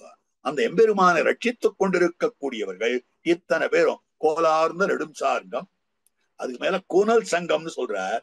இந்த சங்கம் எப்படி இருக்குன்னா கூனி போயிருக்கான், ஏன்னா வளைஞ்சிருக்கும், அதனால கூனி போயிருக்குன்னு காட்டுறார். ஏன்னு கேட்டால் இந்த சங்கமானது கூனி இருப்பதற்கு காரணம் மத்தொன்னும் இல்ல, இந்த சங்கம் தான் பகவத் அனுபவத்தை பண்ணி கொண்டிருக்கிறது. மத்த ஆயுதங்கள் எல்லாம் கொலையாழி விரோதி நிரசனத்துக்கே அவகாசம் போறலையா திருவாழி ஆழ்வானுக்கு. அதனால திருவாழி ஆழ்வான் எப்பவும் வெளியிலேயே விரோதி நிரசனமே பார்த்துட்டு இருக்கார், பகவத் அனுபவம் பண்ண முடியல. ஆனால் இந்த சங்கத்தாழ்வான் இருக்காரே, விரோதி நிரசனம் பண்ணணும்னா பெருமானை விட்டு கழன்று போக வேண்டியதே இல்லை. 9 சொல்லில் உலகளந்தான் பாயமுதம், கண்படை கொள்ளல் கடல் வண்ணம் கைத்தலத்தே. அதனால எப்பவும் பகவத் அனுபவம் பண்ணி கொண்டிருக்கிறபடியாலே அப்படியே கோனின்னு இருக்க. மத்தவான்னா எகிரணும், மத்தவானா தங்களை விஸ்தரித்துக் கொள்ளணும், இங்க போகணும் அங்க போகணும் அங்க போகணும். இவர் அடங்கி ஒடுங்கி இருக்கணும், அனுபவித்துக் கொண்டிருக்கிறார். அப்படின்னு கொலையாழி கொடுந்தண்டு கொற்ற ஒழ்வாள் காலார்ந்த கதிக்கருடன் என்னும் வென்றி கடும்பறவை. ஆக பஞ்சாயுதாழ்வார்கள் என்ன, கருடாழ்வான் என்ன, இப்படிப்பட்டவர்கள் எல்லாம் புறம் சூழ் காப்பா சேலார்ந்த நெடுங்கழனி சோல சூழ்ந்த திருவரங்க தரவணையில் பள்ளி கொள்ளும் மாலோனை கண்டு இன்ப கலவி எய்தி. அந்த திருவரங்கத்திலே எழுந்தருள் இருக்கக்கூடிய எம்பெருமானை சேவித்து சந்தோஷப்படுவது அந்த நாள் என்றைக்கோனு பிரார்த்திக்கிறார்.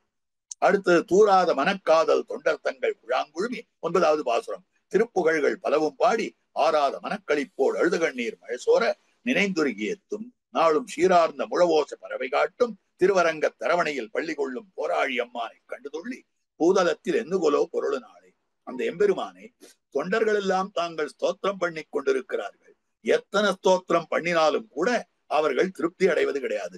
தூராத மனக்காதல், சம்சாரிகளுக்கு சாம்சாரிக விஷயங்களை எவ்வளவு அனுபவித்தாலும் கூட அது அந்த ஆசையானது நிற்பது கிடையாது. அதே போல திருவரங்கன் திருமுத்த தடியவர்களுக்கு திருவரங்கத்தெம்பெருமானை எவ்வளவு அனுபவித்தாலும் கூட அந்த காதல் தீருவது கிடையாது. பிரகலாடாழ்வான் தெரிவிக்கிறார், எம்பெருமானே எனக்கு முன்னிடத்துல பிரீத்தி நிலையா இருக்கணும். எது போலன்னா விவேகம் இல்லாதவர்களுக்கு விஷயங்களிலே எவ்வளவு பிரீத்தி இருக்கிறதோ அந்த பிரீத்தி உன்னிடத்திலே எனக்கு நிலைத்திருக்க வேண்டும். அந்த மாதிரி அவிவேகிகளுக்கு இந்த விஷயங்கள் தூராத மனக்காதல். ஆனால் பகவத் விஷயத்திலே தூராத மனக்காதல் தொண்டர் தங்கள் விழாம் குழுமி அந்த எம்பெருமானுடைய கீர்த்திகளை எல்லாம் பாடுகிறார்கள், திருக்கல்யாண குணங்களை பாடுகிறார்கள், திருப்புகழ்கள் பலவும் பாடி ஆறாத மனக்களிப்போடு அழுத கண்ணீர் மழை சோர நினைந்துருகி ஏத்தி நாளும் சீரார்ந்த முழவோசு பறவை காட்டும் திருவரங்க தரவணையில் பள்ளி கொள்ளும் போராழி அம்மானை கண்டு துள்ளி இந்த பூதலத்துல என்று நான் புரளப் போகிறேன் அப்படின்னு பிரார்த்திக்கிறான். அதுக்கு மேல வன்பெரு வானகமே திருவரங்கத்துல எம்பெருமான் சயனித்துக் கொண்டிருக்கிறான். எதுக்கு சயனித்துக் கொண்டிருக்கிறான்னா வன்பெரு வானகம் உய்ய அமரர் உய்ய மண்ணுய்ய மண் உலகில் தேவலோகங்கள் எல்லாம் வாழ வேண்டும், நித்தியசூரிகள் எல்லாம் வாழ வேண்டும், மத்துமுண்டானவர்கள் எல்லாம் வாழ வேண்டும், வன்பெரு வானகம் உய்ய. ஆக பெருமை வாய்ந்திருக்கக்கூடிய சத்தியலோகம் முதலானதெல்லாம் வாழ வேண்டும். அதுக்கு மேல பிரம்மா தொடக்கமான தேவர்கள் எல்லாம் வாழ வேண்டும், மண்ணுலகில் மனுஷருங்க. இங்க காரிய வர்க்கங்கள் அத்தனையும் வாழ வேண்டும் என்பதற்காக அன்போடு தென்திசை நோக்கி பள்ளி கொள்ளும் மண்ணுடைய விபீடனர்க்காய் மதிலதங்கை திசை நோக்கி மலர்கள் வைத்த என்னுடைய திருவரங்கு. அப்படி விபீஷணாழ்வானுக்காக அலங்காராஜ்யத்தை நோக்கி கொண்டிருக்கக்கூடிய அப்படிப்பட்ட எம்பெருமான் அவனுடைய இன்பமிகு அணியரங்கன் திருமுற்றத்தடியார். அந்த எம்பெருமானுடைய திருமுற்றத்திலே கூடியிருக்கக்கூடிய பரம பாகவதோத்தமர்கள் இருக்கிறார்களே, அவர்களுடைய இன்பமிகு பெரும் குழுவு கண்டு யானும் இசைந்துடனே அவளோட நான் என்னைக்கு இருக்க போகிறேன், அவளோட நான் என்னைக்கு இருக்க போகிறேன் என்று பிரார்த்திக்கிறார். அதற்கனுகுணமாக இசைந்துடனே என்னுகொலோ இருக்கு நாளேன்னு காட்டுறார். அற்புதமா ஒரு ஸ்லோகத்தை எடுத்து காட்டியிருக்கிறார் 11வது பாசுர வியாக்கியானத்தினுடைய அவதாரிக்கையில் ஆரம்பத்துல. இது 10வது பாசுரத்தினுடைய அற்புதமான தொடர்ச்சியாக அமைந்திருக்கக்கூடிய இந்த பிரமாணம் இருக்கிறது. அதாவது பூவோ பூத்தியை பூபுஜாம் பூசுராணாம் திவோ பூப்தியை ஸ்ரேயசே தேவதானாம் ஸ்ரீயை ராஜ்ஞாம் சோழவம்சோத்பவானாம் ஸ்ரீமத் ரங்கம் சக்கியஜாம் ஆத்மஜா ஆஜகாம. ஆக திருவரங்கத்துக்கு எம்பெருமான் வந்தான். இது ஸ்ரீரங்க மகாத்மியத்துல அமைந்திருக்கக்கூடியது.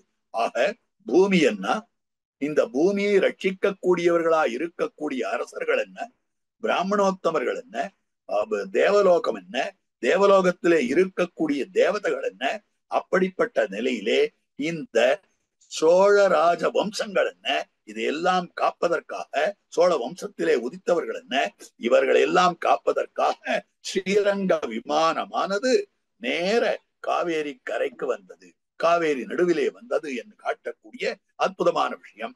அப்படி காவேரி கரைக்கு வந்து திடர் விலங்கு கரை பொன்னி, ஆக முன் பாசுரத்துக்கும் இந்த பாசுரத்துக்கும் இணைப்ப போல இருக்கு. ஏன்னா இந்த பாசுரத்துல திடர் விலங்கு கரை பொன்னி நடுவு பாட்டு திருவரங்க தரவணையில் பள்ளி கொள்ளும். ஆக பொன்னி நடுவிலே இருக்கக்கூடிய திருவரங்க தரவணையில் சொன்னபடியாலே சோழ வம்சத்தவர்கள், ஆக சோழ வம்ச உத்பவர்களா இருக்கக்கூடியவர்கள், அப்படிப்பட்டவர்களை ரட்சிப்பதற்காக ஸ்ரீமத் ரங்கம் சஹ்யஜாம் ஆத்மஜா ஆஜகாமா, ஆக அதாவது ஸ்ரீரங்க விமானமானது இந்த சக்கிய பர்வதத்திலிருந்து வந்திருக்கக்கூடியதான காவேரி கரைக்கு வந்தது அப்படின்னு காட்டுறார். அதைத்தான் திடர் விலங்கு கரை பொன்னி நடுவு பாட்டு திருவரங்க தரவணையில் பள்ளி கொள்ளும் கடல் விலங்கு கருமேனி அம்மான் தன்னை கண்ணார கண்டுகக்கும் காதல் தன்னால் குடைவிலங்கு விரல்தானை கொத்தவுழ்வாள் கூடலர்கோன் கொடைக்குலசேகரன் சொற்செய்த நடவிலங்கு தமிழ் மாலை பத்தும் வல்லார் நலந்திகள் நாரணனடி கீழ் நண்ணுவாரே என்ன இந்த இடத்துல பெரிய பெருமாள் திருவடி வாரங்களிலே இருப்பார்கள்னு காட்டுறாரு. ஏன்னா நாரணன்னா பெரிய பெருமாள்னு எப்படி வியாக்கியானம் பண்றார். ஆக இந்த 10 பாட்ட கத்தவர்கள் நாராயணன் திருவடிகளிலே இருப்பார்கள்னா பரமபதநாதன் திருவடிகளிலே இருப்பார்கள்னு சொல்ல வேண்டியது தானே. நாராயணன்னா பரமபதநாதன் தானே அப்படின்னு காட்டினா, இல்ல நாராயண சப்தமானது ஆற குறிக்க கூடியதுன்னா திருவரங்க தெம்பெருமானையே குறிக்கிறது. ஏனென்னால் வசிஷ்டாச்சாரியர் நியமித்தார்ன்னு சக்கரவர்த்தி திருமகனார் பட்டாபிஷேகத்தின் என்று முதல் நாள் போய் திருவாராதனம் யார பண்ணினார்னா சகபத்னியா விஷாலாட்சியா நாராயண உபாகமத்து. ஆக அயோத்தி மாநகரத்திலே எழுந்தருள் இருந்தவனான அந்த ஸ்ரீரங்க விமானத்திலே எழுந்தருள் இருந்த பிரணவாகார விமானத்திலே எழுந்தருள் இருந்த ரங்கநாதனை ராமபிரான் ஆராதித்தான். ரங்கநாதனுக்கு ராமபிரான் திருவாராதனம் பண்ணினான். அப்படி திருவாராதனம் பண்ணி இருக்கக்கூடிய நிலையில என்ன தெரிவித்திருக்க வேண்டும்? ஆக நாராயண உபாகமத்து ரங்கநாதம் உபாகமத்து சொல்லல, ஜெகநாதம் உபாகமத்து சொல்லல, சகபத்னியா விஷாலாட்சியா நாராயண உபாகமத்துன்னு சொன்னபடியாலே அந்த ரங்கநாதன் அவன் வேறு நாராயணன் வேறு இல்ல. ரங்கநாதனுக்கே நாராயணன் திருநாமானபடியாலே நலந்திகள் நாரணனடி கீழ் எல்லா திருக்கல்யாண குணங்களும் விளங்கும்படியாக அமைந்திருக்கக்கூடியது. ஆக நலம் திகழ் திருக்கல்யாண குணங்கள் விளங்கும்படியான நாரணன் எல்லாருக்கும் சுவாமியாக அமைந்திருக்கக்கூடியவன். நாரணன் பரிபூர்ண வாத்சல்யத்துடன் கூடியிருக்கக்கூடியவன். அவனுடைய அடிக்கீழ் நண்ணுவாரே என்று இந்த 10 பாசுரங்களை பூர்த்தி பண்ணி அருளுகிறார் அற்புதமாக குலசேகர ஆழ்வார். இந்த பாசுரார்த்தங்களை இந்த கோஷ்டியிலே விண்ணப்பம் பண்ண வேண்டும் என்று நியமித்தவர்களாய் அமைந்திருக்கக்கூடிய ஸ்ரீமத் வேதமார்க்க பிரதிஷ்டாபனாச்சாரிய உபய வேதாந்தாச்சாரியரான ஸ்ரீமத் பரமஹம்ச பரிவிராஜகாச்சாரியரான நம் எதுகிரிய திராஜ நாராயண ராமானுஜியர் சுவாமி என்ன மற்றும் இந்த எம்ஓபி சாரிட்டிஸ், அதாவது எம்ஓபி அறக்கட்டளையார் அவர்களை சேர்ந்தவர்களான மகனியர்கள் என்ன அத்தனை பேருக்கும் வாழி வாழி வாழி என்று பல்லாண்டு பாடிக்கொண்டு அடியனுடைய வார்த்தைகளை நிறைவுறுத்துகிறேன்.